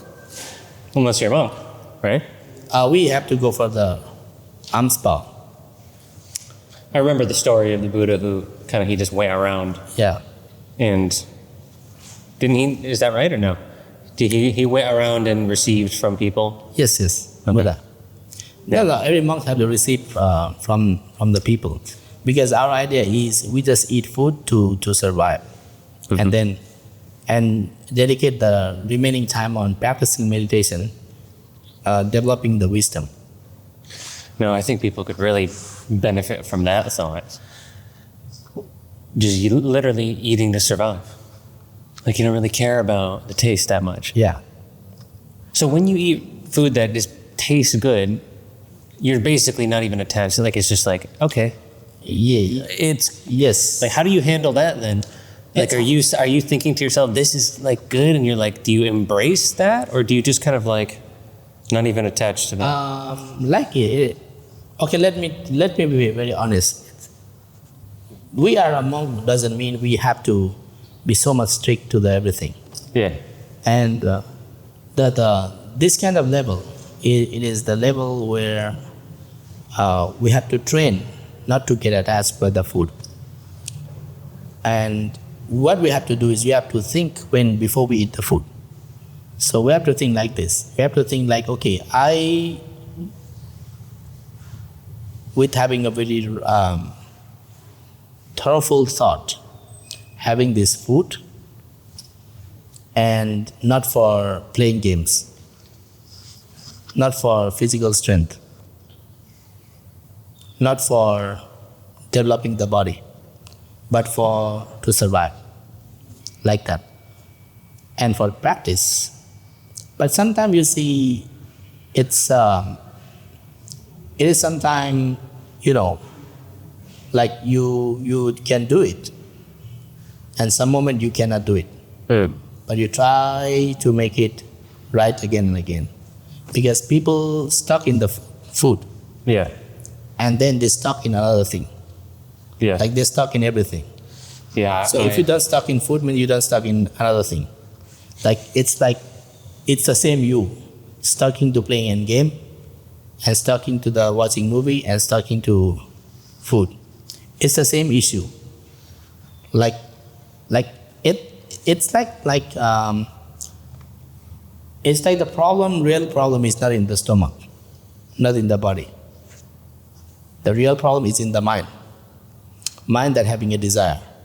Now desire can show different desire, like desire meant for listening music, desire for the food, desire for drinking, desire for having a good home, like that.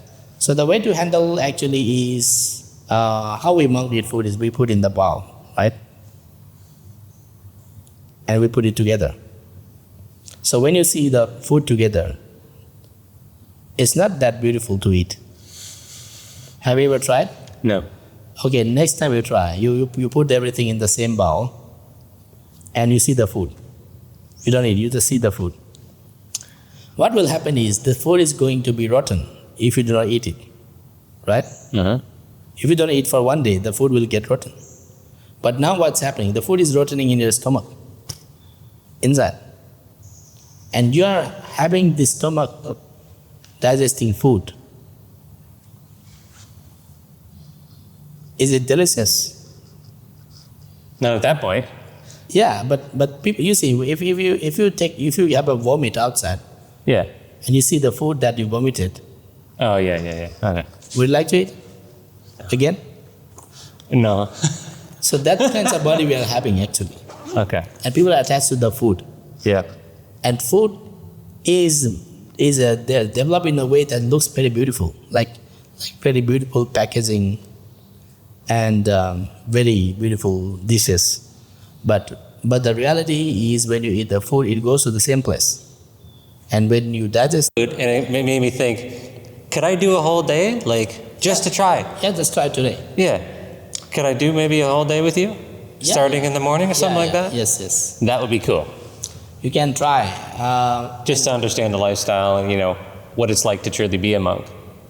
Yeah, you can. Very welcome. You come to see when people put food. Mm-hmm. You can try several things, but the real thing is like this. The real thing is you take a rest, like from the outside world. That's the real thing. It's a rest. It's like you get getting there, getting here all the time, and you feel like now you have to take a rest. I don't really rest very often, so that might be difficult. But Rest means the mind, mental rest, not the body rest. Okay. Like you just see one thing. People, they are moving all the time.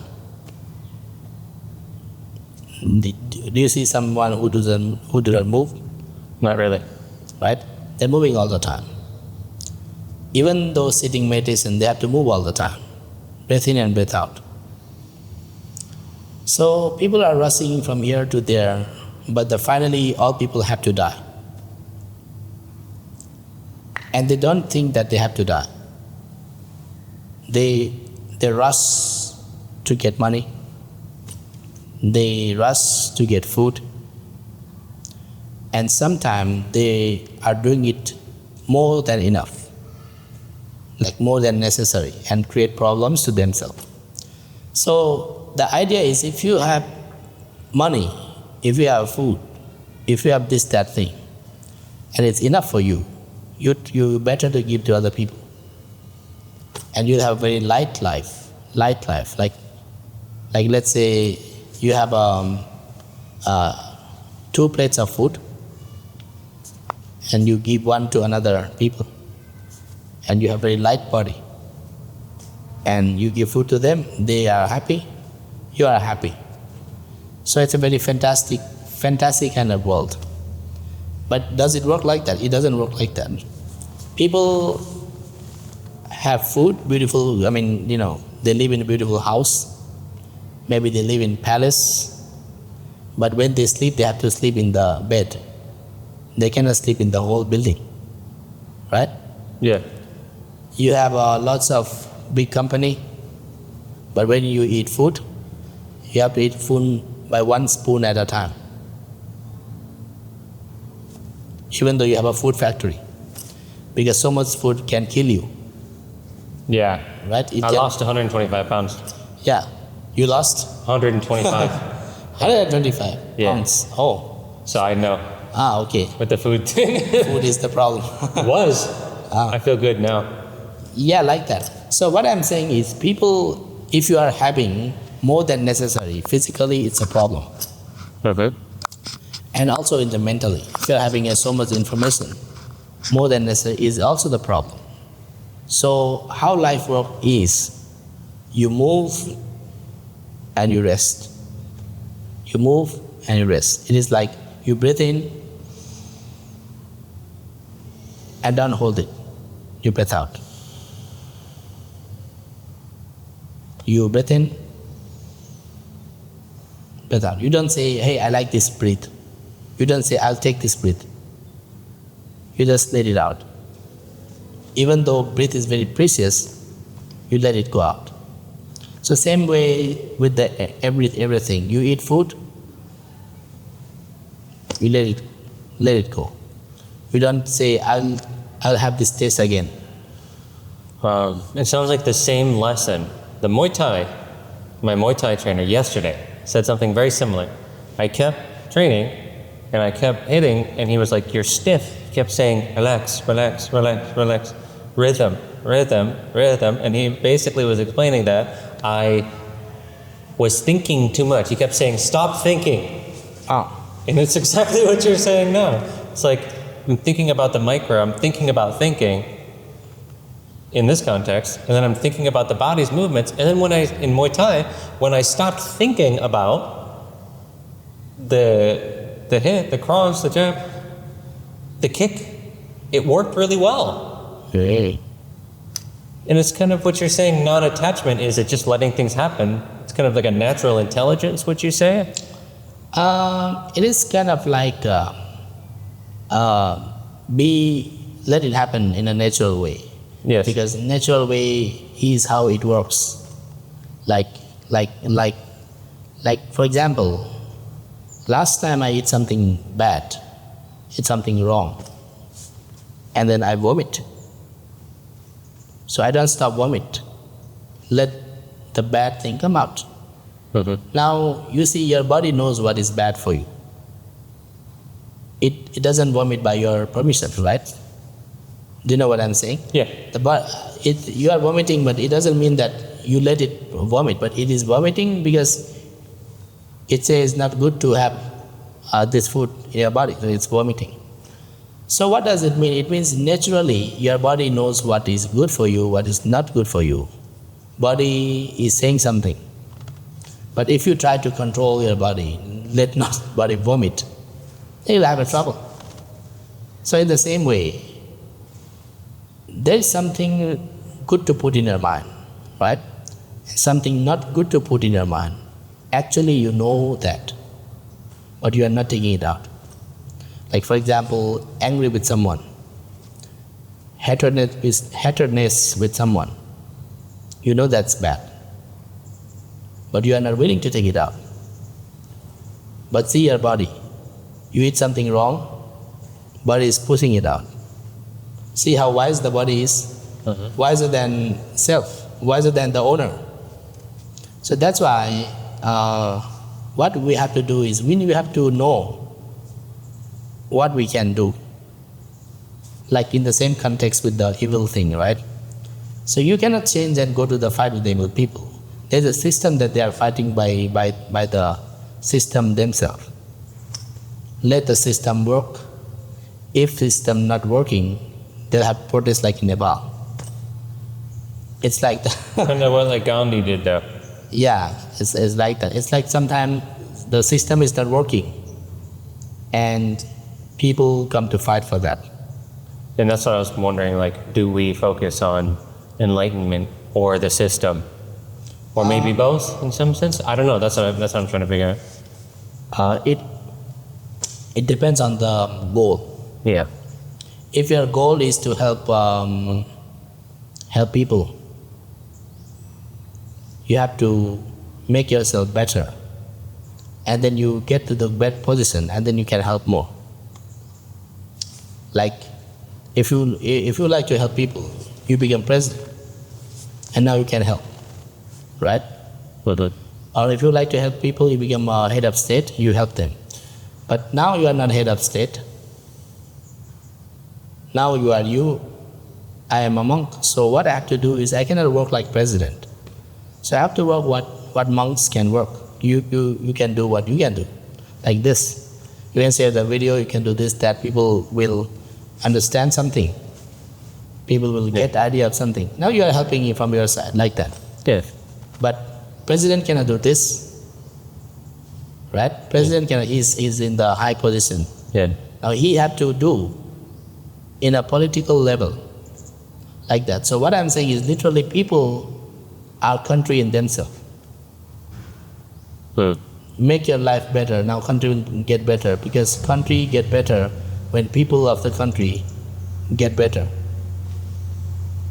Like you are getting better, your friends are getting better, your family are getting better, your society are getting better. Now that is your country. Right? That's your country. Yeah. Now the idea even of the country and idea of the world is very, I say, conventional. See, people like division. They like to divide.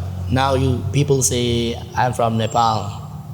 Yeah, you are from US. This is Thailand. But there is no such kinds of division in ultimately, right? There's no kind of division ultimately. It's just like a very conventional.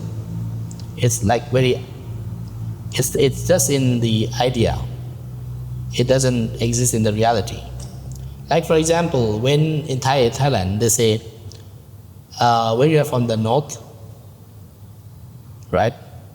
They feel like, okay, I'm from the north, you are from the north, we are like same kind of people. See? But when they go outside of the country, they will not divide the north or south. They say, we are from the Thailand. Right? We are from Thailand. Yeah. But when they are in Thailand, they say, he's from north, I'm from south. Now they have a division. Now when you're in the northern Thailand, they say, he's from Chiang Mai and he's from Doi Sakit. Right? There's a division again. Yeah. And again in the division, they'll say, he's from that district, sub-district, I'm from this sub-district. And again, he's from that village, I'm from this village. It's a division all the time. And even in a village, they say, he's from that home, I'm from this home. Even in your home, again division. You'll say, this is from my side, this is from my wife's side. Yeah. Yeah. This is of the son. So you see, there's a division all the time. But when you go out of the country, they say, I'm from Thailand. But when they are in country, they have a division. But if you go out of the world, for you the whole world is the home, Yeah. right? Let's say you go to meet with the alien. You not say, I'm from the USA. You say, I'm from the world. Now for you, your home belongs to the whole world. You have to think in that way. Are aliens real? What do you think? What do you think as a Buddhist? I mean, does the Buddha ever talk about aliens? The aliens things, we don't say there is not alien, but there is like a human being in another world, for sure. That's what Buddha say. So there is not aliens? Or there is? Aliens are like human being. Okay. Like, but in different, but maybe they have the different physical, different than this. Like you see, you and me are different here, right? You have long hair and Kind of brown hair. Different physical. Yeah, different physical body. The same way they have maybe bigger body, a smaller body. But there is people, or you can say alien, out of the world. Many, not only few. But We call Loka Dhatu, means galaxy, right? There are like thousands, 100,000s, and 100,000s of like that. And Buddha once said he can teach the teaching to the people of another galaxy at the same time with the people here. That's what's written in the book. What does it mean? It means there is an alien, right? Like from another galaxy, he's saying. So that's very interesting because maybe Buddha was talking like this, right? Now you are video? Yeah, like a video. Maybe you can see from another video. Like people are in another galaxy also. If you have internet access of satellite, you can see them. You can talk with them. Maybe he's talking about a different type of internet though. Yeah. Like a ether, yeah. whatever you want to call it. Yeah, inside communication. But you see, Telepathy? Yeah. but why it is not Buddha do not give importance is that's not necessary to know, because you are having a life here, they are having a life there. We don't even need to know is there another country. I mean, what are people doing in another country, another place? Yeah. The most important thing for the person is you do your life better, you do life of your people better. And if people from another country come to you, you make their life also better. It means that whoever comes to your life, make them better. I mean, make yourself better and help other people with compassion. So compassion is the key actually. We call Mahakaruniko, means huge compassion. Like Buddha and in the Mahayana tradition way, we call Mahakaruniko, means the huge compassion. So huge compassion doesn't fit to everyone, right?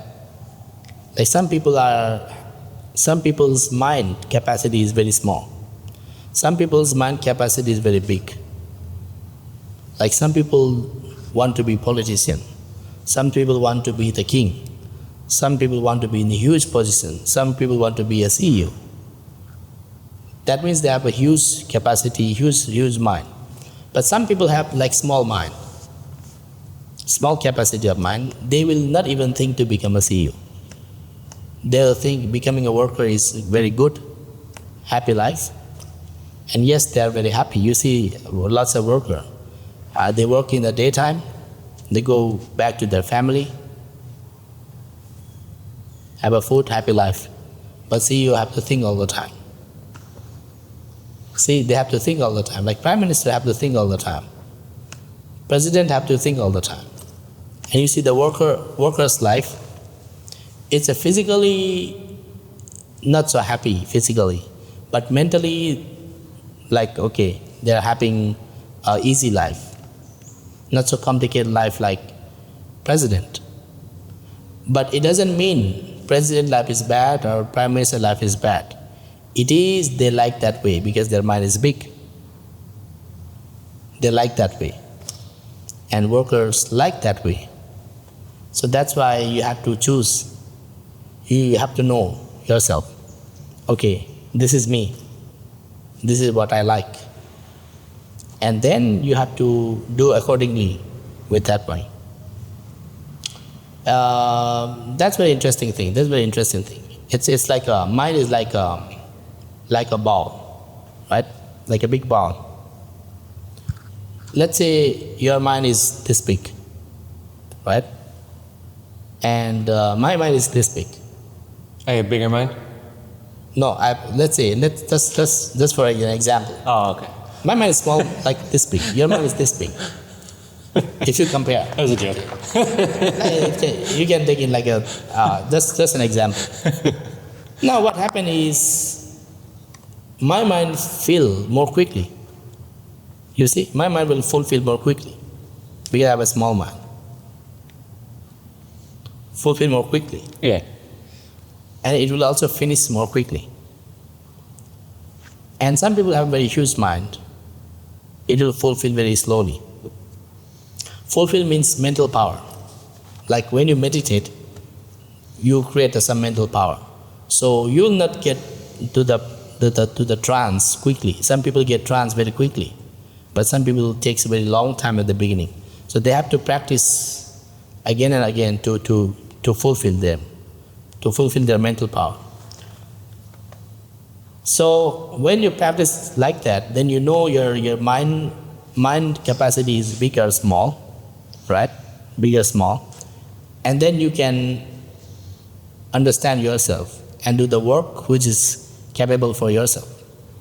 Like some master, they have to meditate for long to get the mind like fulfilled, to get the mind like powerful. And then they can help people. So the big minds takes a time. Like to become president. It takes a whole life to become president. Or even you cannot become president at all. See, it's a big thing. You have to fulfill. You have to fulfill the criteria, you have to fulfill the standard, you have to fulfill the good things, you have to accumulate the good things to be that and to be this. So if you understand this, it's a actually easy topic. But people don't understand this easily. Yeah, I know. I feel like there's so many levels, There's levels to the game. Yeah, it is like more like just for example, you just think mind like a bucket. Small bucket, easy to fill, but it finishes quickly. Like big bucket takes long time to fill, but has huge capacity to do. And the problem is you have to fill every day. Like now. If we talk this for a very long until evening, we'll get tired. So we have to get meditation or get sleep, and another day fulfill again. It's like that. Yeah. It's like that. Yeah. And again, you get tired all day, take rest, mental rest, physical rest, and you get fulfilled. Another day do again another thing. Like that. Yeah. So you have to make the life better and better every day. And take care of your energy by like meditating. And that's why you meditate. I feel a lot of people don't understand that meditating actually increases your mind power. They just think it's a waste of time. Yeah. They don't understand how to meditate. You know what is meditation? Meditation is to rest your mind. Like you do things that make your mind rest. Now, what people want, people misunderstand that you have to sit straight, you have to this, that. No, it doesn't matter. You just sit, you just stand, you just walk or do whatever thing, but make your mind have a rest. Like now, like if you feel tired, you rest your mind.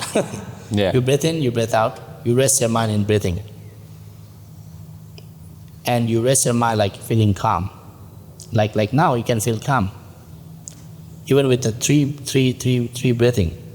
Like for example, you see this.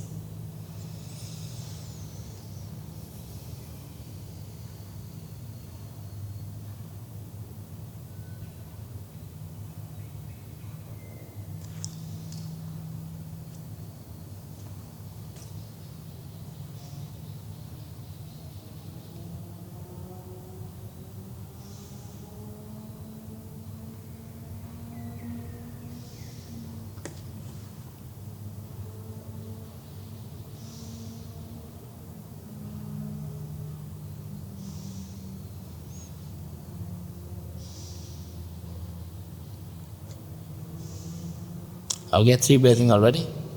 See, it's calm. This is meditation. You just see 3 breathing, 4 breathing, 5 breathing, 6, 7, 8, 9, 10, without thinking anything. And you will get charged. And do it another 10, do it another 10, it will get charged. So it's a physical, mental exercise and get strong. So after you do this, what will happen? Now you do for 3 times. It's like a 3 drop of water. What can you do with 3 drop of water? Not much. Not much. So you do it again and again for 30 minutes. You get more. Do for 2 days, you get more. 3 days, 1 month, you get more. 1 year, you get more. It's like you put a drop of water, you collect in the dam. When the dam is full of the water, it produces huge electricity. See? But it is just a drop of water. And electricity can make you shock. Yeah. Electricity can make a light like this. Electricity can take a video like this. Electricity can have an internet. People who are looking in phone or computer, they'll have electricity they can use because of the electricity. But electricity is not possible if the water is not put in the powerful way. So it's the same with the mind. If you think this, that, again and again, that's not powerful. That's not sharp. But if you think of one thing, take a rest for half an hour, it becomes powerful. Another day it becomes more powerful. Another day becomes more powerful. And when you are become very powerful, that's where you get a good result. Like people who drive a plane again and again, get perfection on the plane. Drive a car again and again, get perfection on driving. Like you are arranging camera again and again, you get perfection on filming. This one is definitely not going to be because I wasn't planning, but it's different style. Yeah. You know? Skill. Yeah, it is skill. Yeah. No, you don't need to just let it be happen. That's where I'm at. Because there's a thought process that's coming up for me. Like I could have, how good is audio going to be? These type of things, because we didn't fully set up. But it's just like, I would rather share it in this way, rather than have it be, this like super curated thing. Because this is really just a conversation between us.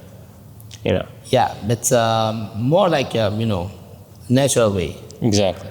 Like sometimes becoming unnatural makes more stress. Right? Yeah. Let it be like a flow of water. Like water do not know where it is going.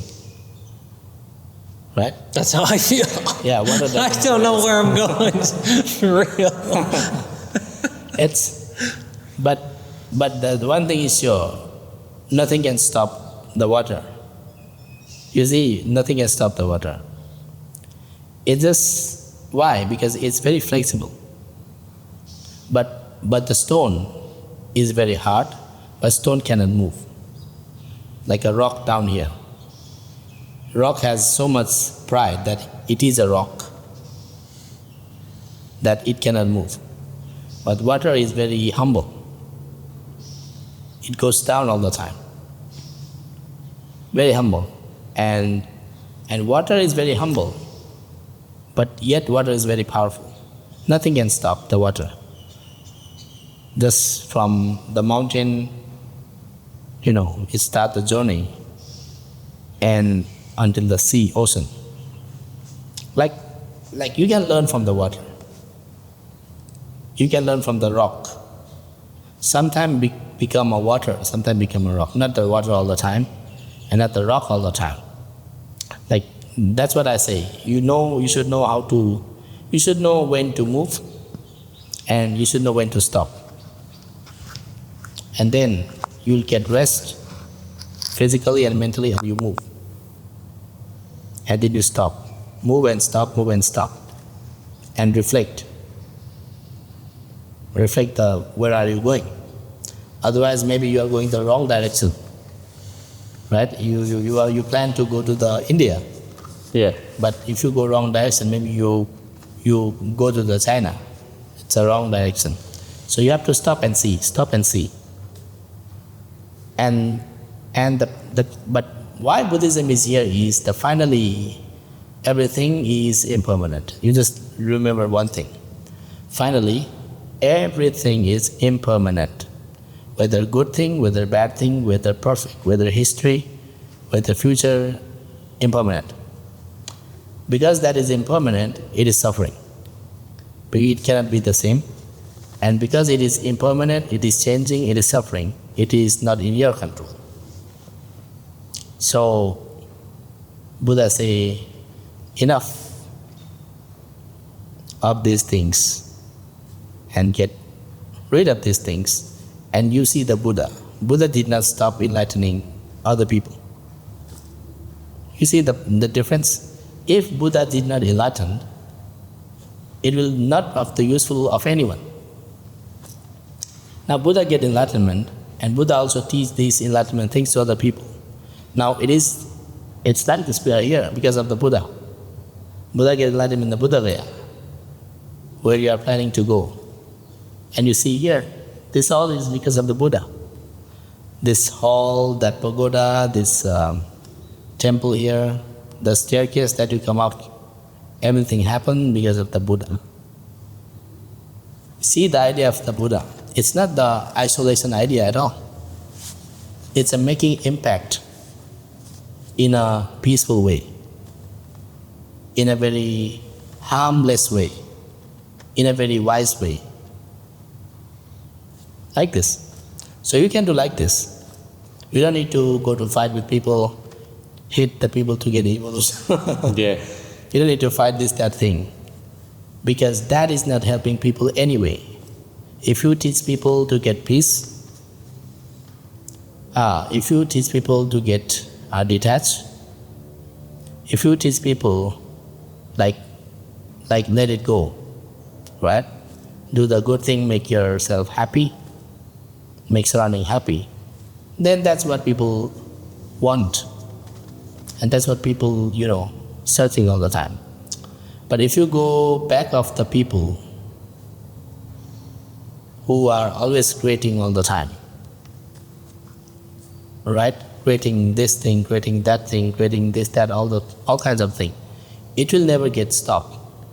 Because never people will get enough. Interesting. Right? You build 100 stories a building. They say, hey, it's small, let's build 200 stories a building. Now they say, this is very small, let's build another. So there is never enough with the thing, material things to the people. But Buddha says, santutti paramang tanang, means to have, like you say, enoughness is the ultimate wealth, right? I will not say enoughness, contentment. Is it contentment? Yeah, Buddha say contentment is the highest wealth. Like poor people, but he has contentment. He is happy with what he has. He is wealthy. But the rich people who don't have a contentment, searching all the time, means he is poor. But he is searching all the time, he is not enough. So Buddha says contentment is the highest wealth. Even you have 1 baht, you are content. There you are. Or even though you have 100 million baht, but you are not enough, you would like to have another 100 million baht, then you are not content. You are like empty, right? Yeah. Empty inside. But if you have 100,000 baht, 200,000 baht, but you are enough with this one, okay, I'm enough with this, means you are happy. So it's a state of mind. And like a thing like that. Buddha say hungriness is the ultimate suffering. No suffering. Hungriness is ultimate disease. Because headache disease, stomach pain disease, or leg pain disease, you can cure it. But hungriness disease cannot be cured until you die. You have to eat food as a medicine until you die. So Buddha say, Jigatsa Parama Roga. Hungriness is the ultimate disease. And Sankhara Parama Dukkha means to be in existence in the conditional world is very suffering. And Visasa Paramayati, to know each other and to get know each other, it is the ultimate relatives. Do you understand that? The ultimate what now? Ultimate relatives. Not, you can say that one. Ultimate or highest relatives. Realization? No. You can say, it's a relation. You can say relation. Relation, okay. Or Relatives? relatives, yeah. Is that what you're saying? Okay. Yeah. I don't know, my tongue is like flipping. No, it's all good. Why? Because let's say you have a relatives, but you do not have relation with them. How you are relatives? You have an uncle, you have a nephew, you have a niece, but you don't have relation with them. Is it ultimate relatives for you? No. No. But some people who are not relatives, but you have good relation, that's what Buddha say ultimate relatives. Like someone you don't know, but they come for you when you need help. Yeah. Someone is not relatives, but they help you all the time. But maybe they are relatives in the past, if you see the karma. But in this life, they are not relatives, but if you know each other well, help each other well, now that's a relatives. That's a relation. Well, very, very interesting. I just want to say thank you for spending. Yeah, maybe you are also very hungry now. Now we have to know when to stop also. You spent so much time with me breaking this down. I just wanted to say thank you. Oh, can you see the time? What's the time? Yeah. It's 1:32. Oh, unimaginable. I don't think it will be this long, very, very long. Yes, we spent. So I'm saying thank you. We can finish up. Yeah. Thank you for everything that you did breaking the photo zone. It's just been incredible spending the day with you today. Yes. So I hope, it's, you get something from here. I think a lot of people are going to get a lot Yes. from just this.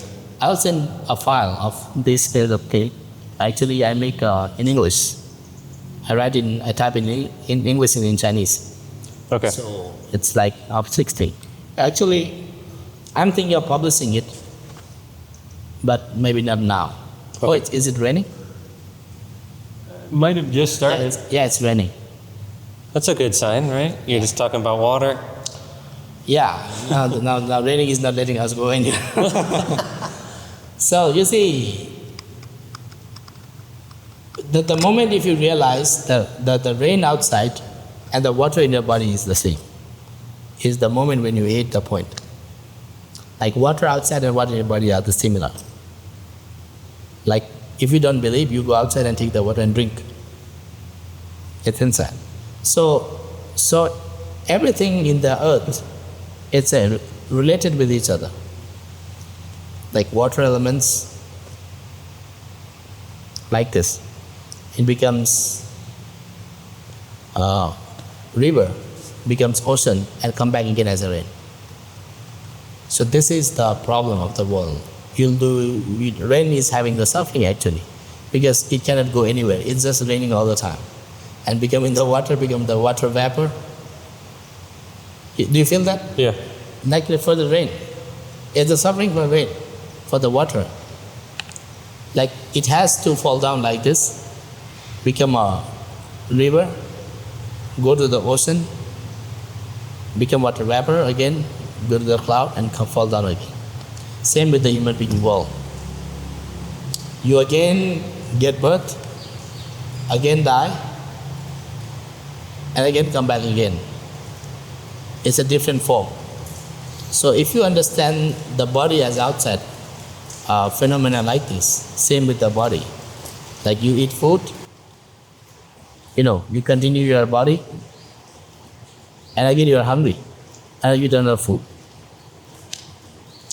It's very nature, and people are attached with the body, Yeah. attached with the hair. Yeah. I like my hair. Yeah, attached with the hair, and doesn't matter. Like, but this is like for the serious practitioner who takes everything seriously, and for them actually it's not serious. But for us to think from their way is a serious. They're not serious. Like for the monk, why we cut here is just cut the problem. Long hair means you have to take care of the hair all the time. Put more shampoos. Like lots of like disease can happen if you don't take care well. So what we do is just shave your hair. No, not. We don't need to check the mirror. The shave your hair. Face the problem. It's like making your life least problem as much as you like. Make a least problem as you can make. Like physical. And then you'll have a more time to think inside. Otherwise, always get trapped from the, physical appearance. You don't have time. Like, you have to choose what to wear today. You have to choose what shirt to buy again. But for a monk, it's not like that. For monk, is you just wear this all the time. Do you like wearing that? I have to wear. It's not like like or dislike, but it's like. But for me, let's say I like, because I like the way I do not need to think what should I wear. Like one dress for the funeral, for the gatherings, for the food, for working, everything you wear the one word. That's it. So no problem at all. No distractions. So Buddha has laid down the very, very simple way of practicing. If you practice in this way, it's very, very simple. We can actually turn off. Turn off? Yeah. If you like to talk. All right, what an absolutely epic podcast. Let me know what your thoughts are down below. Let me know what your favorite symbolism was. But yeah, overall, I'm just feeling so grateful for this experience. And this is just one stop of many with masters all around the world. That's my intention, is to continue to travel and find the masters all over the world and to share their profound wisdom as I train with them, study with them in this pivotal time in human history. And so if you want to support the podcast, one of the best ways to do so is to support yourself by getting black stuff so you can fix your health. And when you get black stuff, it definitely supports the podcast as well. So the link for black stuff is in the description to help you to restore your inner soil so that your supplements actually work and so that your body actually works effectively. And that's just scratching the surface. It does much more than that. And also don't forget about the free Attention War Masterclass. The link for that is in the description. If you're having trouble focusing on what's important to you, this is for you. And that'll be it for the Human Game Podcast. Subscribe and turn the notifications on so you know when the next episode with the Master drops. And there's much more different styles of content. And so until next time, peace.